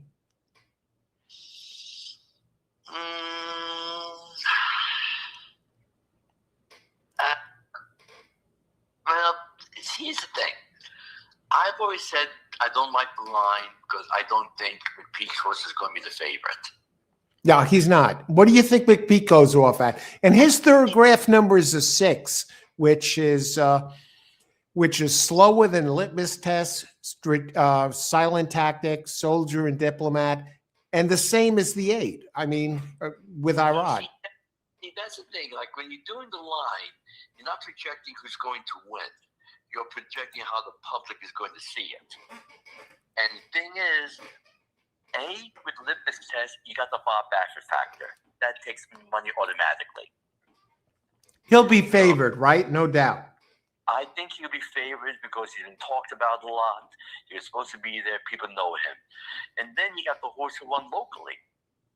So he's going to take money. So what horse? Blackout Time could be third choice. Yeah, third choice. That seems about fair. But the thing is, how much of a third choice? He never ran at this track. He did come second in a G1. Okay. And that's it. Yes, what's since October? The layoff too. So that's why I'm thinking he's going to be third choice. He's not that fast compared to the others in here, at least by the numbers. But again, horses growing up horses who could improve physically, who could change, and we just don't know because of the layoff. But to me, I think you're not going to get 5-1 the Soldier and Diplomat because look, Baffert's going to go off the favorite. I don't think he's going to be like an 8-5 favorite or anything like that. I think it's going to be a little higher than that. And when they have these horses, you can't have 4 horses in this race 5-1 or less. You know who's just as fast as the 4 and the 8 by the thoroughgraph numbers? Number 6, the other Cassie, Strategic Risk. Mm-hmm. I mean, why not slip him into third on the try? I don't know. Let me see his opening odds. 12-1. It's simple. Look at Strategic Risk's last race. He's another one with decent numbers, but what about the last race? Look at the last Well, race. that last race was horrible. Right. Yeah, he showed nothing. At the first time he ran a G3 and second, he's done nothing in G3s. And that's what I'm talking about. Is like he's losing by over double digits every time. Yeah, you may have good numbers, but when you produce results that bad, it's hard to really go with them. Yeah. Noble Bird, the sire. Yeah, okay. No, 6 is out. No. Could he improve? Yeah. When you got a guy like Cassie calling the shot, he could improve. Yeah, but Cassie's game is turf, right? No, he wins all with everything. No torpedo, turf, dirt.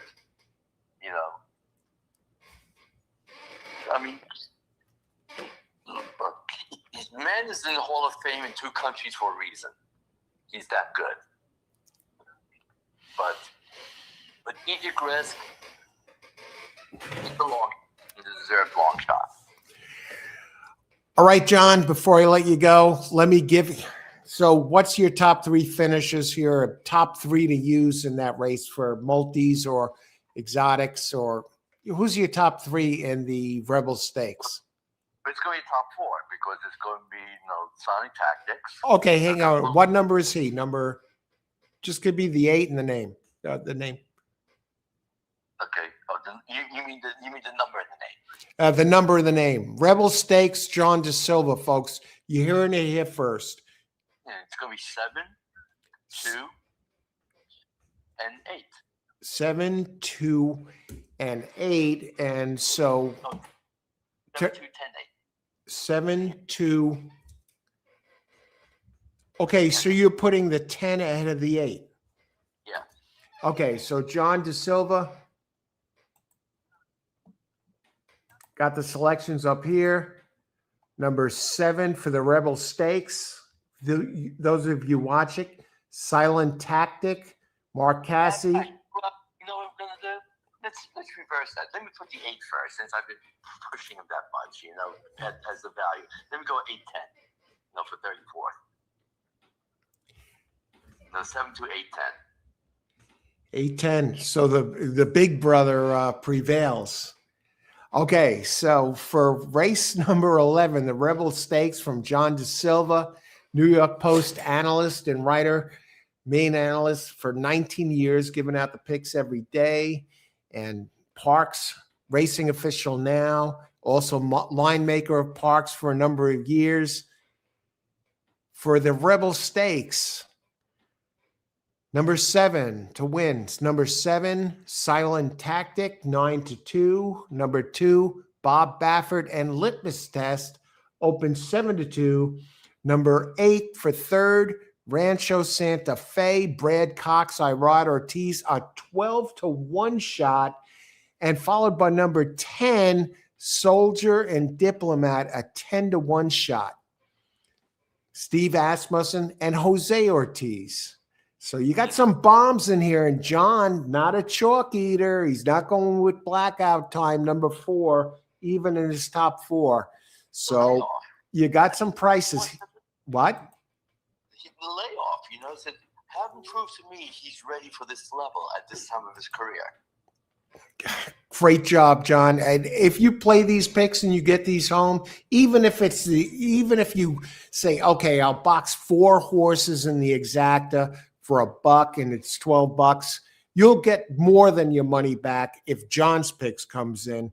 Rebel Stakes, John De Silva, 7-8-10.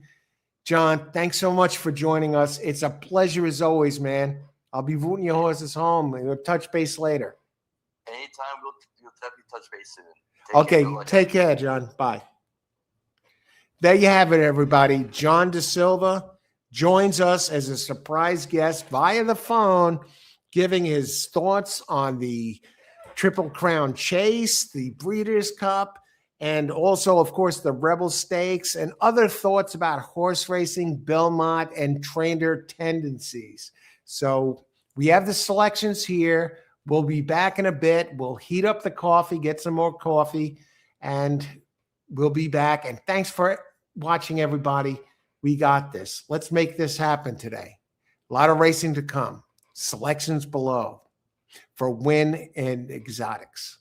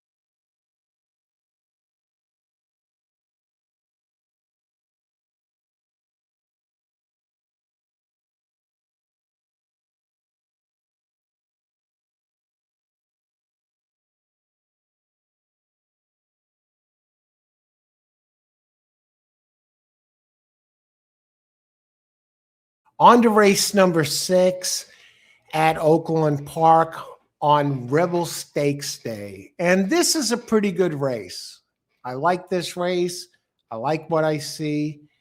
And I'm going to box 3 horses in this race. The Exacta, I think it will pay something. And we'll take a look at that.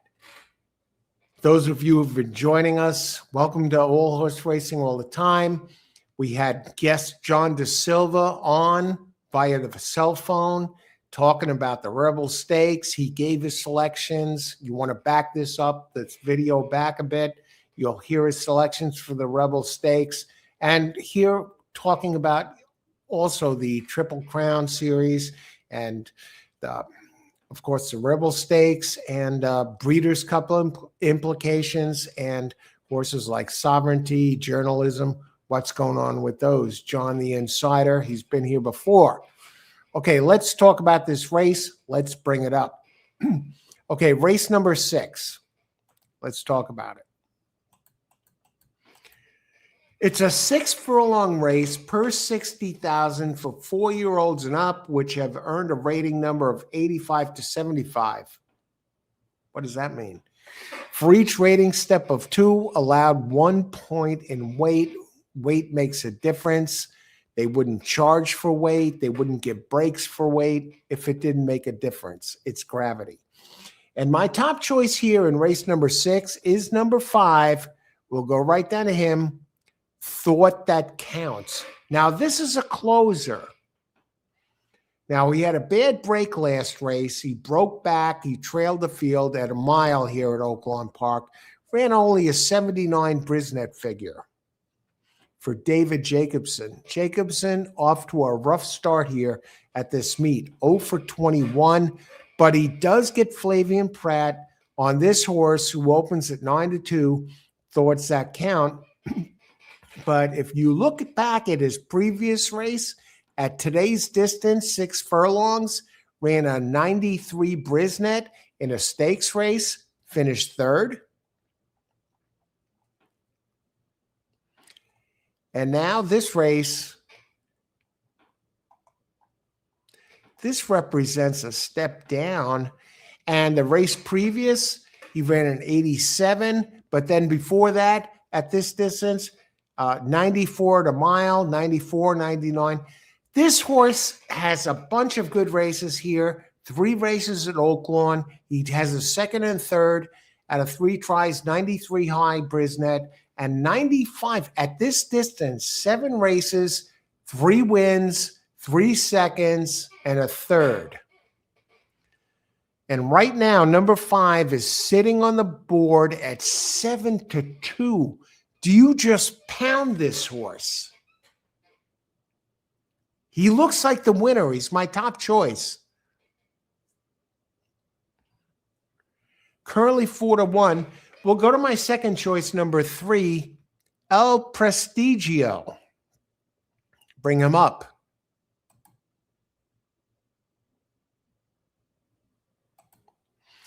El Prestigio, full win.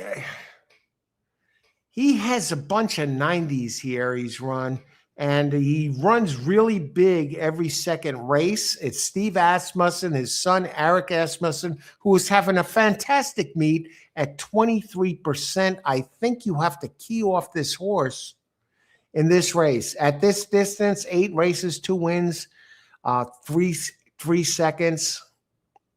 He has a 2nd and a 3rd. But at Oaklawn, you know, the muddy track, we can throw that out. Very dangerous horse. 3 is very dangerous. 3 and 5. We're going to go down to my third choice, number 10. Now, this one, not getting too respected, does come off 3 big Brisnets, 100, 94, 91.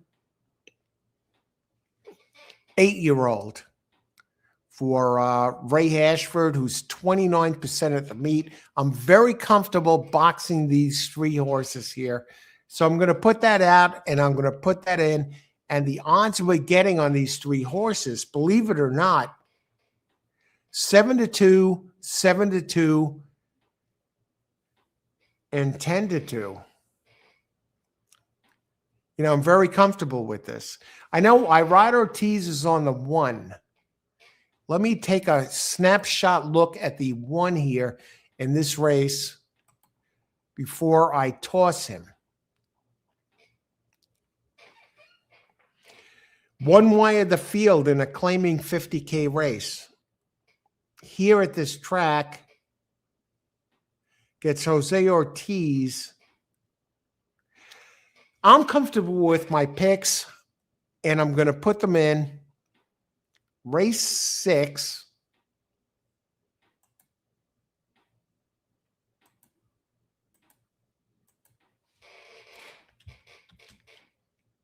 Box them in the exacta.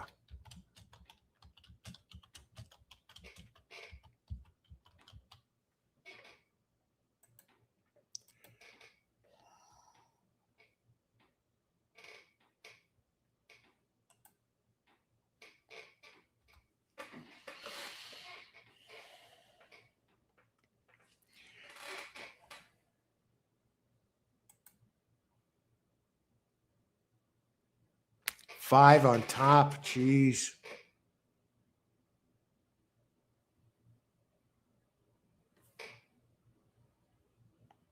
I'm just looking at Devil's Tower, number 9.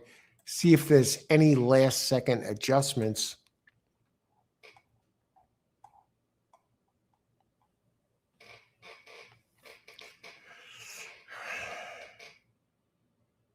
Okay, let's do this.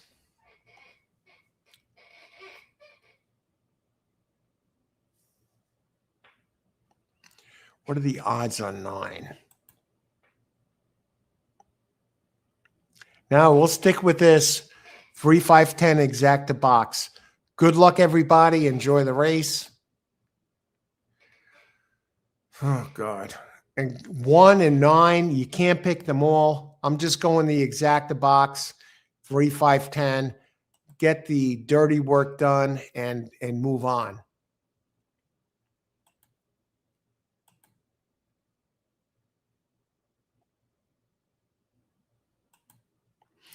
Okay, let's see what's happening here. Okay, they're just about in the box. This would represent the halfway point on the card. These are all tough races today. No gimmies.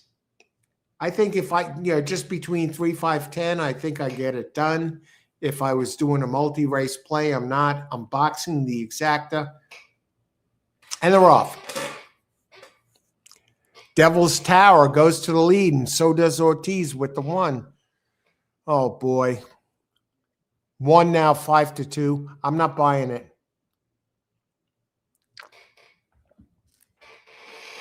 My 5 got a really bad break. He's running last. We're in trouble.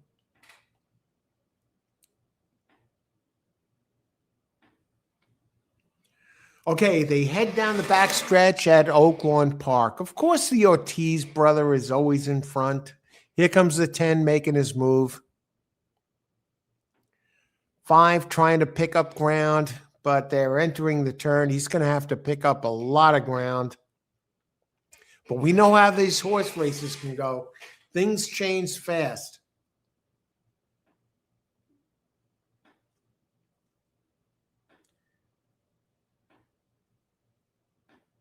Comes a 3, but here's the 3 and here's the 10. .310 finished second, third. And Jose Ortiz gets bet down to 5-2 and takes the race.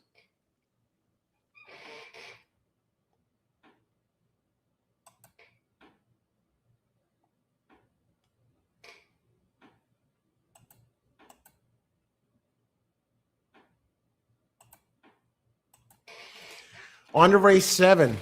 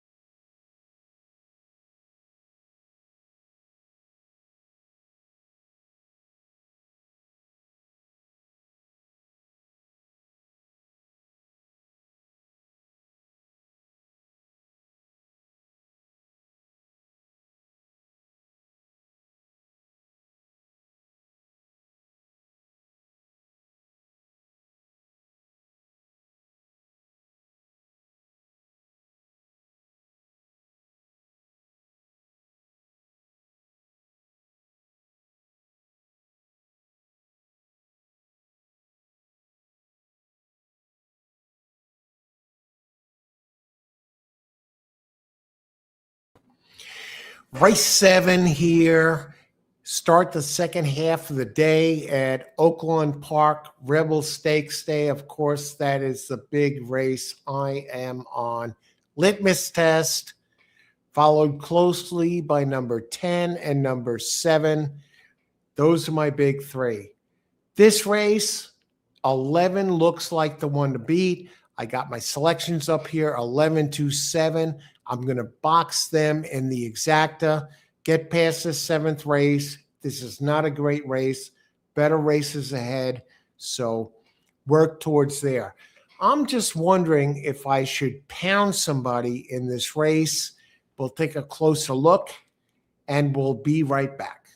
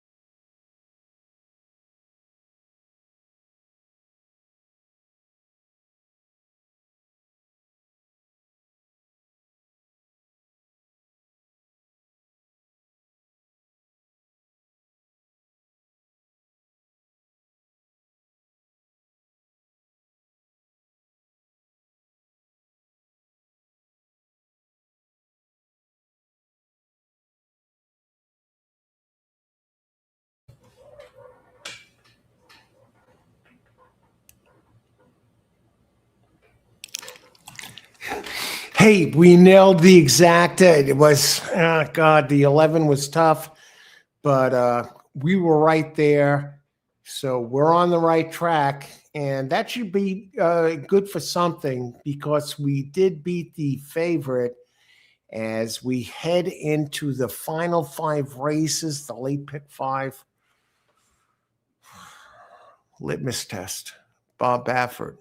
Do you bet against Bob Baffert in the Rebel Stakes? I have to think about that one. Litmus test. He's not the opening favorite. I believe the 4, the opening favorite, is very vulnerable. I think the 10 has a shot, as does the 7. It's between 3 horses here. So we're going to have to take a look at that.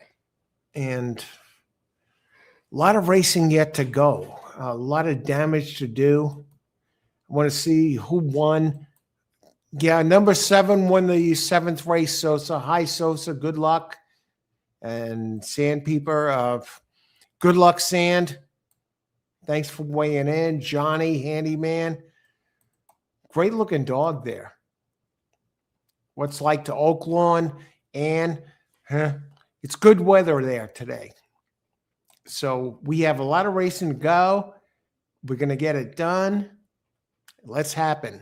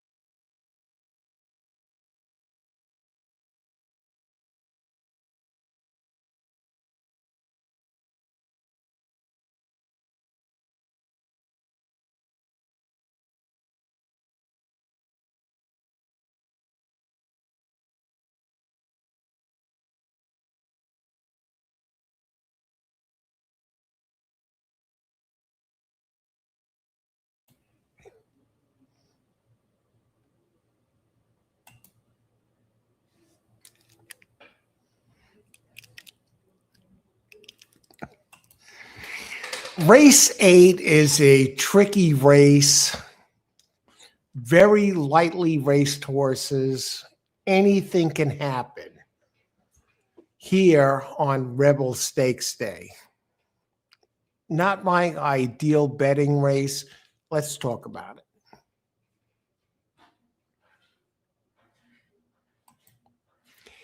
I'll bring the screen up closer so you can see. It's a mile.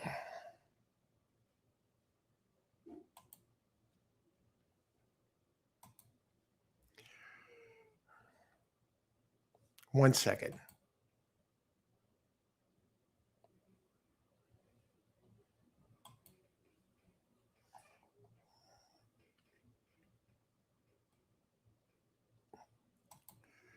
Now this race, my top choices: 6-2-3. Not a great betting race.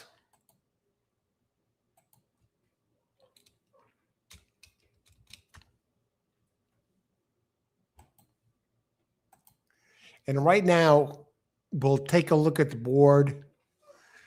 6 on the board at 8-5, 2 on the board at 2-1, and 3 on the board at 7-2. 3 minutes to post.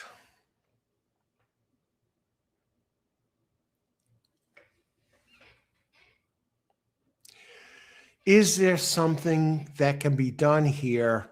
Now, 6 is my second choice, 8-5, Flavian Pratt up on Silver Syndicate. Is that worth a push play at 8-5? Now, the 2, my second choice on the board at 2-1, open 2-1, Brad Cox out of Muning's Challenge. Let's take a closer look at this race.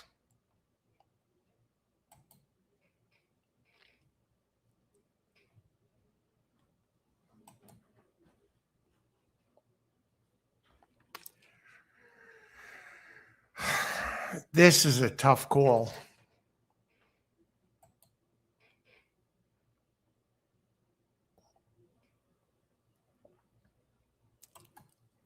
I'll bring up the PPs and you'll see exactly what I'm talking about.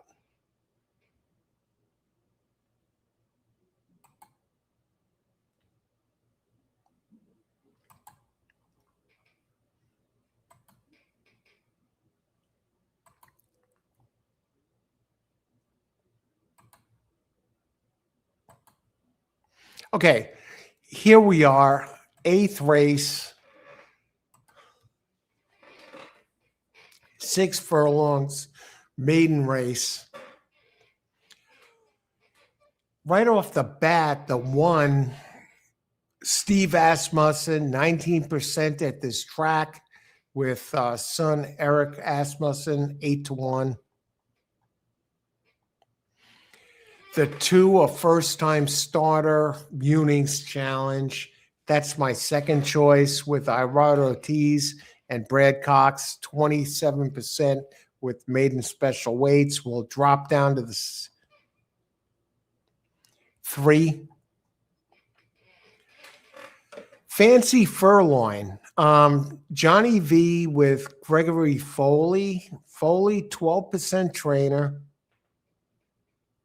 It's a 120K horse, Triple Crown nominated. Ran well in its first race, December 20th at Fairgrounds to finish second. Was up by a length entering the stretch. Declan Cannon up. Now he gets Hall of Famer Johnny V. You got to think the number 3, I have him as my third choice, but you got to think he's dangerous. He at least ran well. That would be my key horse in this race.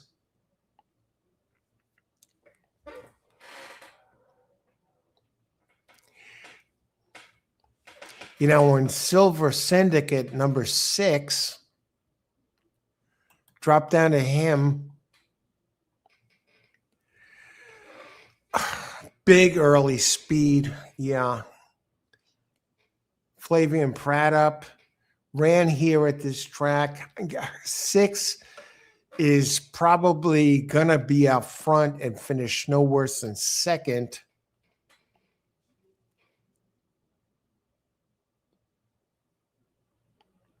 I'd almost say 6 over the field. Let me go down a bit.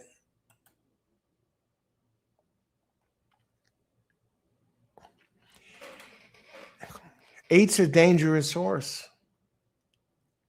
Jose Ortiz. And he's not one of my choices.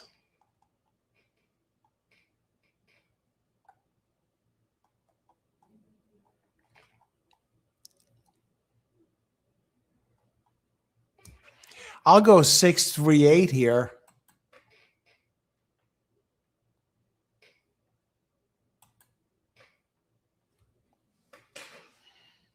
I know the 2, Irod Ortiz and Brad Cox. Not this time. We'll go back to that 2.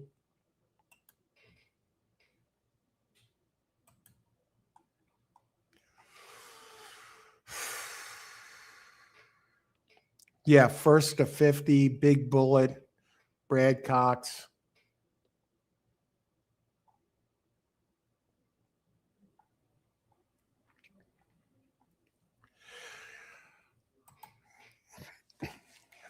Three, 6, 8 box.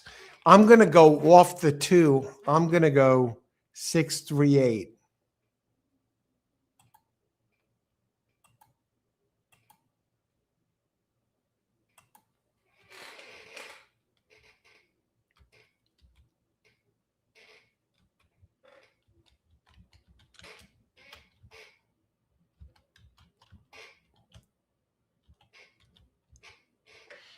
You know, we'll go against the first-time starter here.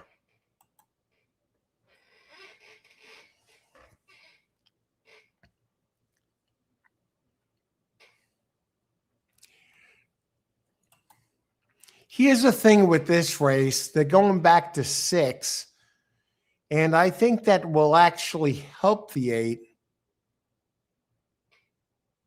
in this race. Has enough speed, out of gun runner. I'm going to leave out the 2, the first-time starter, Brad Cox, Irod Ortiz. Let's see if it works out.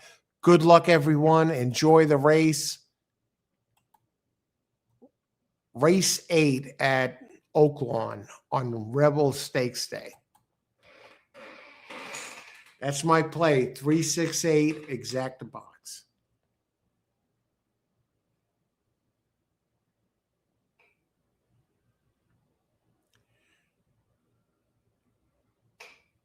All right, there goes the first-time starter, number 2, ganged up immediately by the 3 and 6.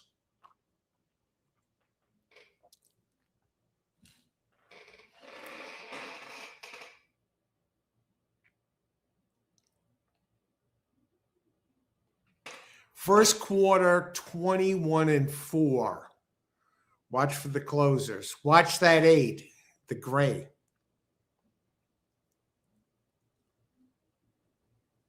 Here comes 6. Here comes 3.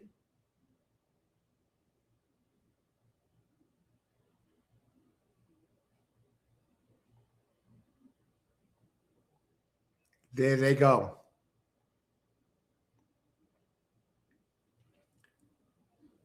Here comes 8.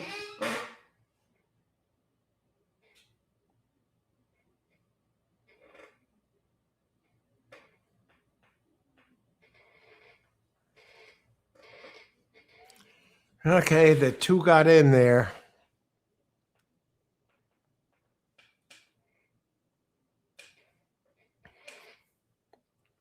Three at 7-2.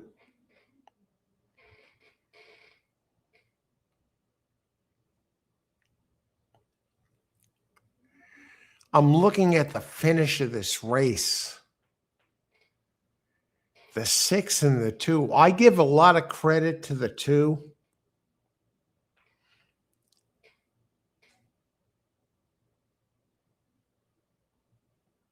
I should have stuck with my 6-2-3.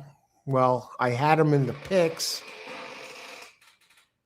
Top three in the 8, almost a blanket finish. All right, we're on.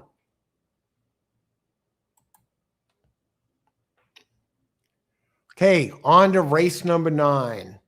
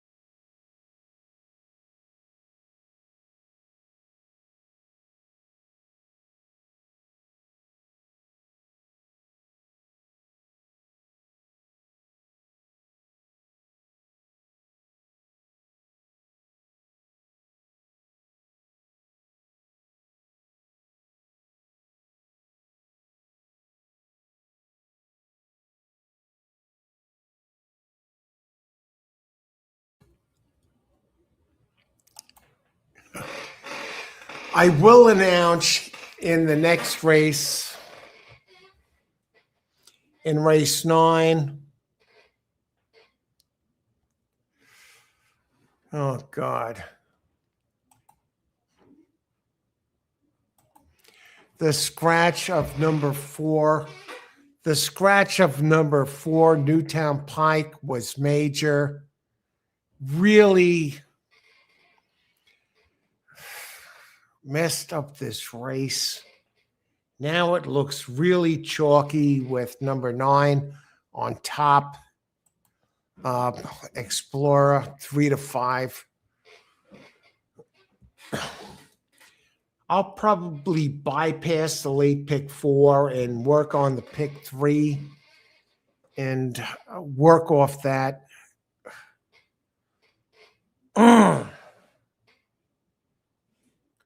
What bad scratches today. But we'll see what we can do and get it done here.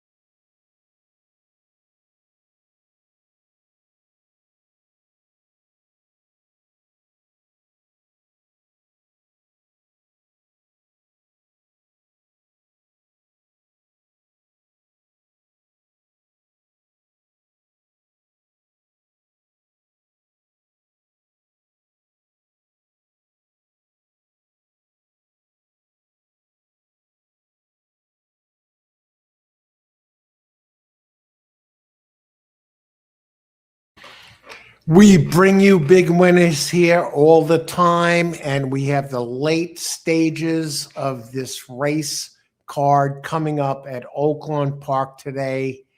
Let's get it done, man. You know, I've been there, I've been through the trenches, and I know how to win. I think all of you who've been here before know that. So let's get it done here.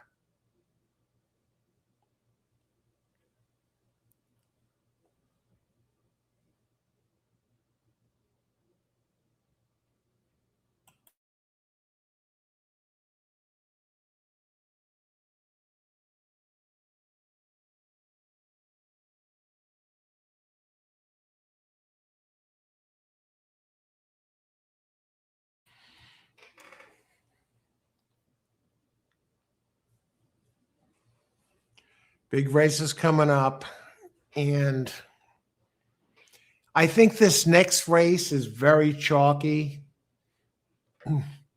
Again, not the greatest. I believe the money can be made in the late pick 3 here at this park on this day. Very vulnerable favorite, number 4 in race 12. We'll see. Very vulnerable favorite. Litmus test looks like the horse to beat in the Rebel Stakes. But number 10, a 10-to-1 shot of all of them, is very dangerous and very live.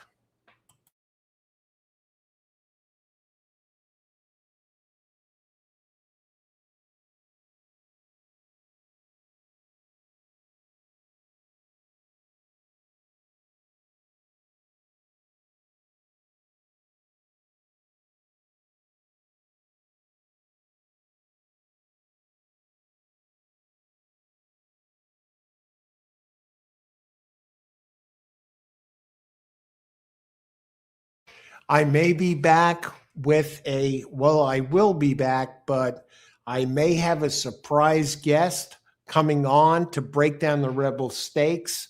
So stay tuned for that. We're not messing around, folks.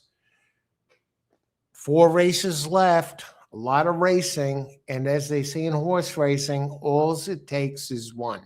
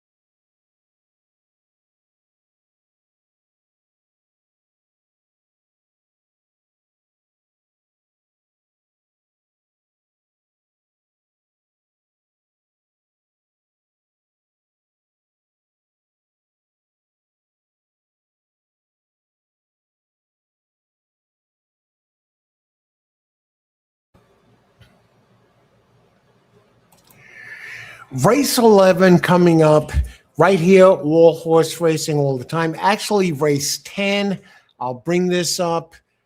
I am putting out, actually, I put out a pick 3 here. Let me do this.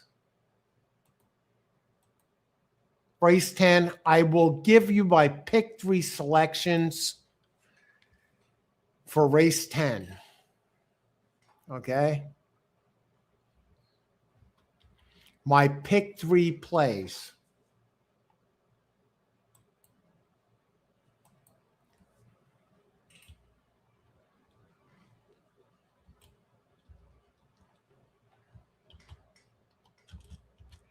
I may be joined by a guest here, so stay tuned. I know it's exciting. There's a lot going on. You see my selections down below, and I'm going to do this, my pick 3 play. And I have a single in here. And that single comes in the Rebel Stakes. 610. Now, you could only play this minimum pick 3 here is $3. 610, 2, 7, 10, 11. All right.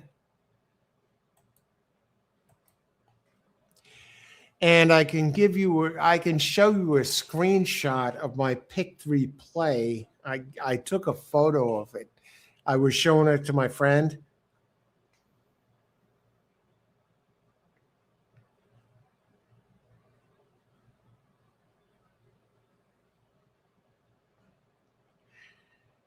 I have to turn it sideways. It costs $18, and here it is.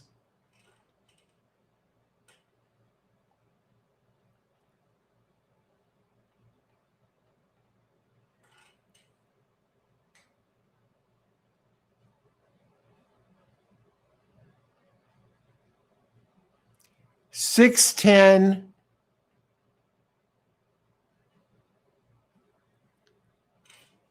What the hell is this? What kind of camera is this?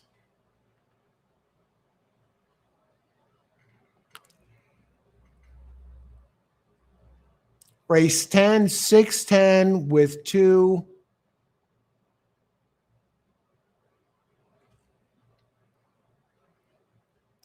$6.10 with 2, with 7, 10, 11. $18 for $3. All right. That's my play. So you got that.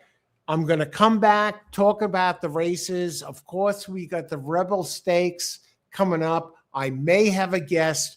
I already have John DeSilva on today. So a lot of big racing left to go. 610 to get that first leg of the pick 3 home.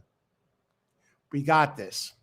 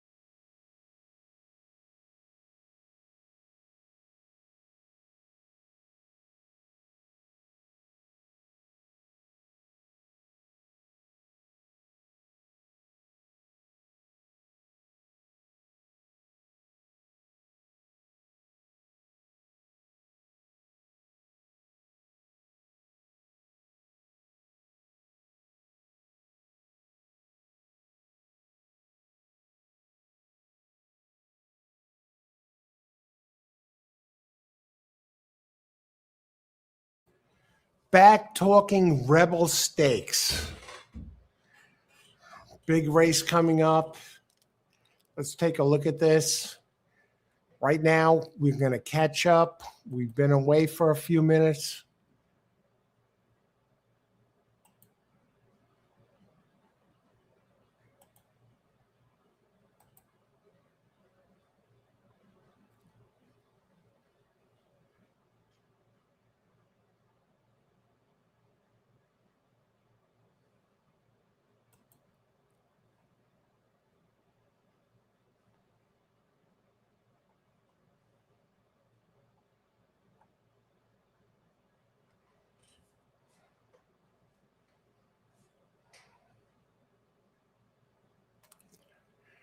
Knocked out right there in the pick 3. And now we have the Rebel coming up.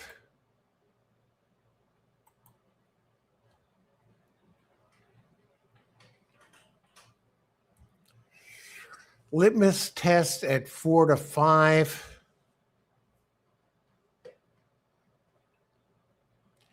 I did not see the 2 winning the 10th race. Irod Ortiz and Brad Cox. Oh, shit. How many times do you get knocked out of a big race with Brad Cox?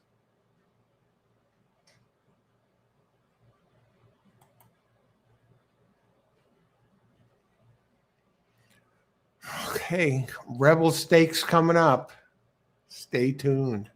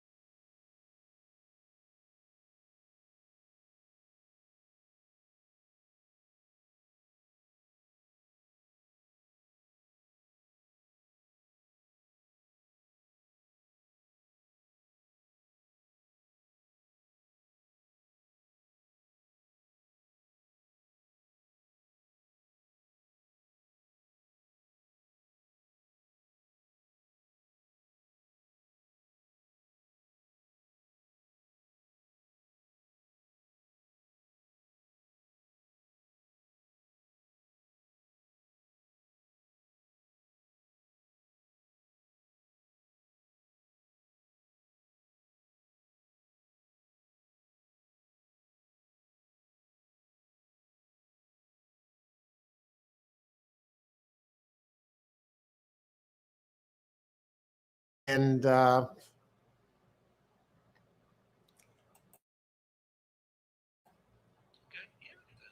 hang on. Let me get this ready.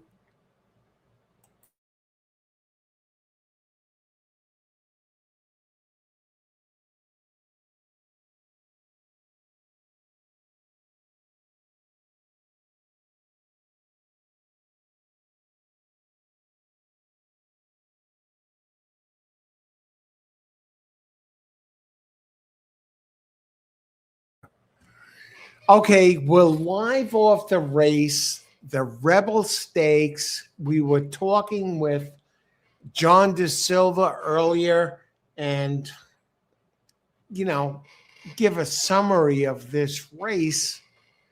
John, what do you think? What do you think happened here? Litmus Test was supposed to win this damn race. Bob Baffert, even money. What do you think? You always have to wonder what was going on with Litmus Test. He was supposed to run at Gulfstream Park. Flame got canceled. He was also entered to run at Oaklawn Park. He was in there with another horse. They scratched Litmus Test, go with the other horse who finished off the board. And then instead of running him at Santa Anita, they waited to run him here. So you have to wonder, were all the excuses the legit excuses, or was there more to the story? Because he could have run at Santa Anita and won in the stake out there, and he didn't. They waited for this spot. So you just have to see. One thing about Litmus Test is he does have a little bit of a history, because he has run in races. He was fourth in the Breeze Cup Juvenile. He was second at Los Alamitos Futurity. He hadn't run since December 13th, though, and he was coming back off the layoff, almost 3-month layoff. Was he going to be 100% fit? Probably not, because of the layoff. But by that extra time, you just have to wonder, was it what they're telling us, or was it more to a story than what met the eye? And the thing is, he went out there, he did something, he tried doing it in the Breeders' Futurity, which was set the pace, and look what happened in Breeders' Futurity. He faded to third. He went to the lead today, and what happened? He faded to third. This is a horse who probably would be better off stalking the pace instead of setting the pace.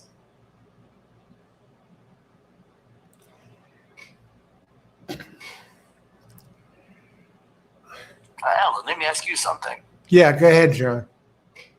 In the Breeders' Futurity, what was his number? Who? Litmus Test? Yeah. He ran a 4, I believe, or a 2.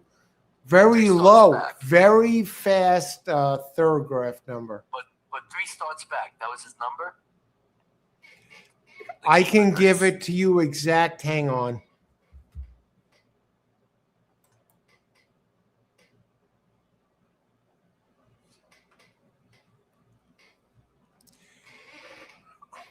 I'll go a step further, John. I'll show you exactly what his number was. Okay, hang on.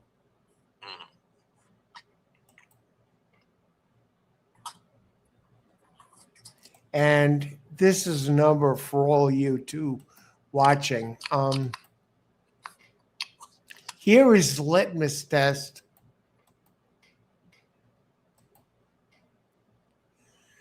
He ran a, okay, let me take this off so I can show you the whole thing.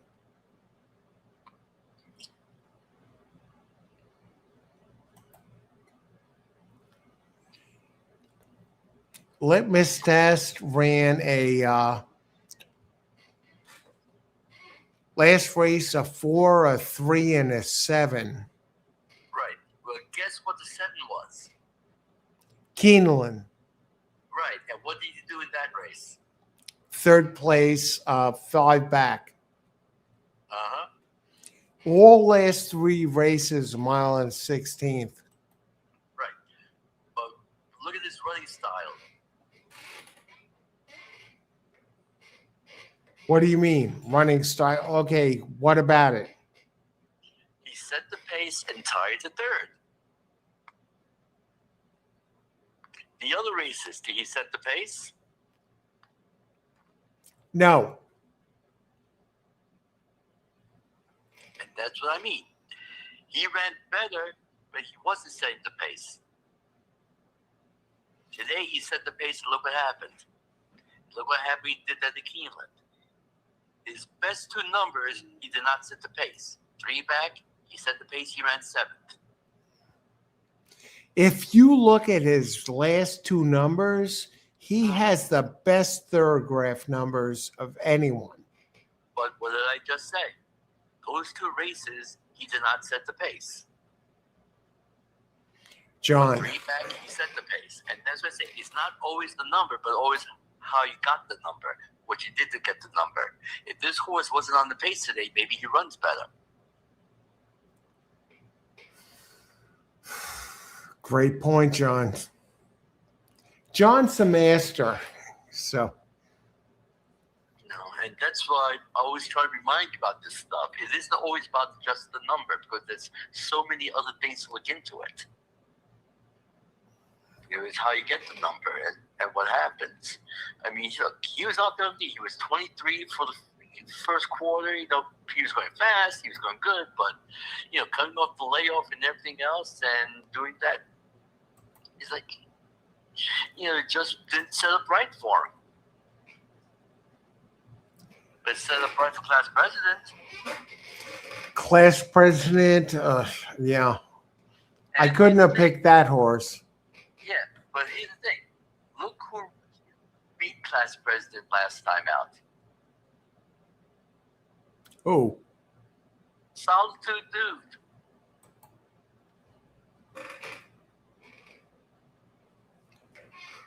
All right. Well, But this was a tough race.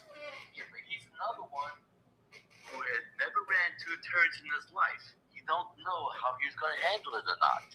That's why races like this are such a handicapping challenge, because you just don't know what's going to happen. I mean, he got beat by Solitude Dude, who ran 3rd yesterday. But everybody's saying Solitude Dude can't go around. He's a 1-turn sprinter, and all that. And now here's a horse who ran 2nd to him, who stretched out and wins. So Now, is that horse going to be a Derby horse? Class president? Yeah. Yeah. He's got 50 points. He got 50 points winning the race. This is going to be an easy year for one of the horses that are decent. I mean, this is not last year, John. We don't have journalism, sovereignty, and all these other horses. Baeza. We don't have all those horses. Now we have these weird horses that are qualifying. But coming into the race, that's what it is. I mean, you have to earn your way in. You have to run well. You have to win. And these guys, it takes a lot for it to happen. Have you given up on litmus test? I wasn't even on this test. You were never on him, huh? No, because I want these horses to show me that they deserve to be there. But I don't care what they did as a 2-year-old. I want to see what you do as a 3-year-old. Because you can dominate as a 2-year-old, does not mean anything, doesn't translate. You have to earn your way in and to prove yourself. I think right now you have to move Bill Mott's, that 6 horse, into one of the royalty status, right?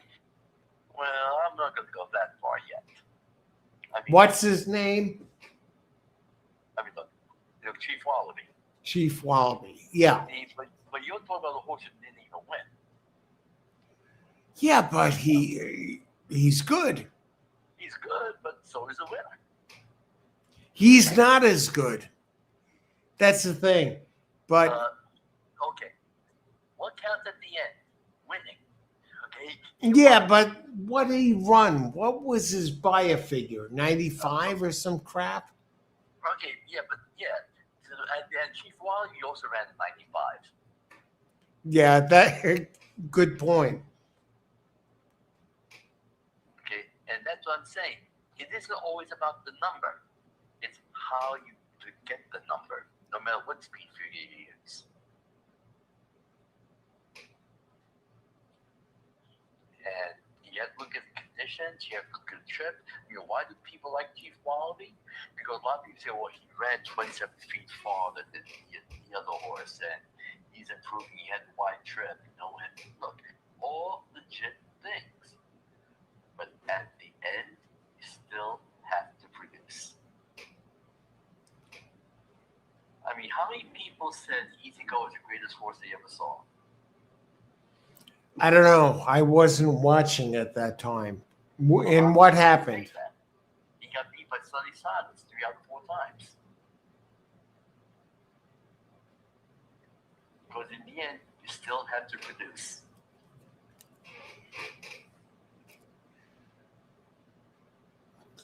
Back when I watched horse racing, Secretary won the Triple Crown, and the other horse that everyone said was the best was Spectacular Bid. What do you think about that horse? Oh, well, that was before my time, Well, yeah, and you're younger than me, so yeah. But like I said, Spectacular Bid. What do you think about that horse? well, one of the greatest of all time for The Bid, right? But They said he stepped on a pin and that hurt him in the Triple Crown. The thing is, in the end, it's all about winning and losing. That's what matters. You don't win the championship by losing most of the time. Sometimes you do, but very rarely.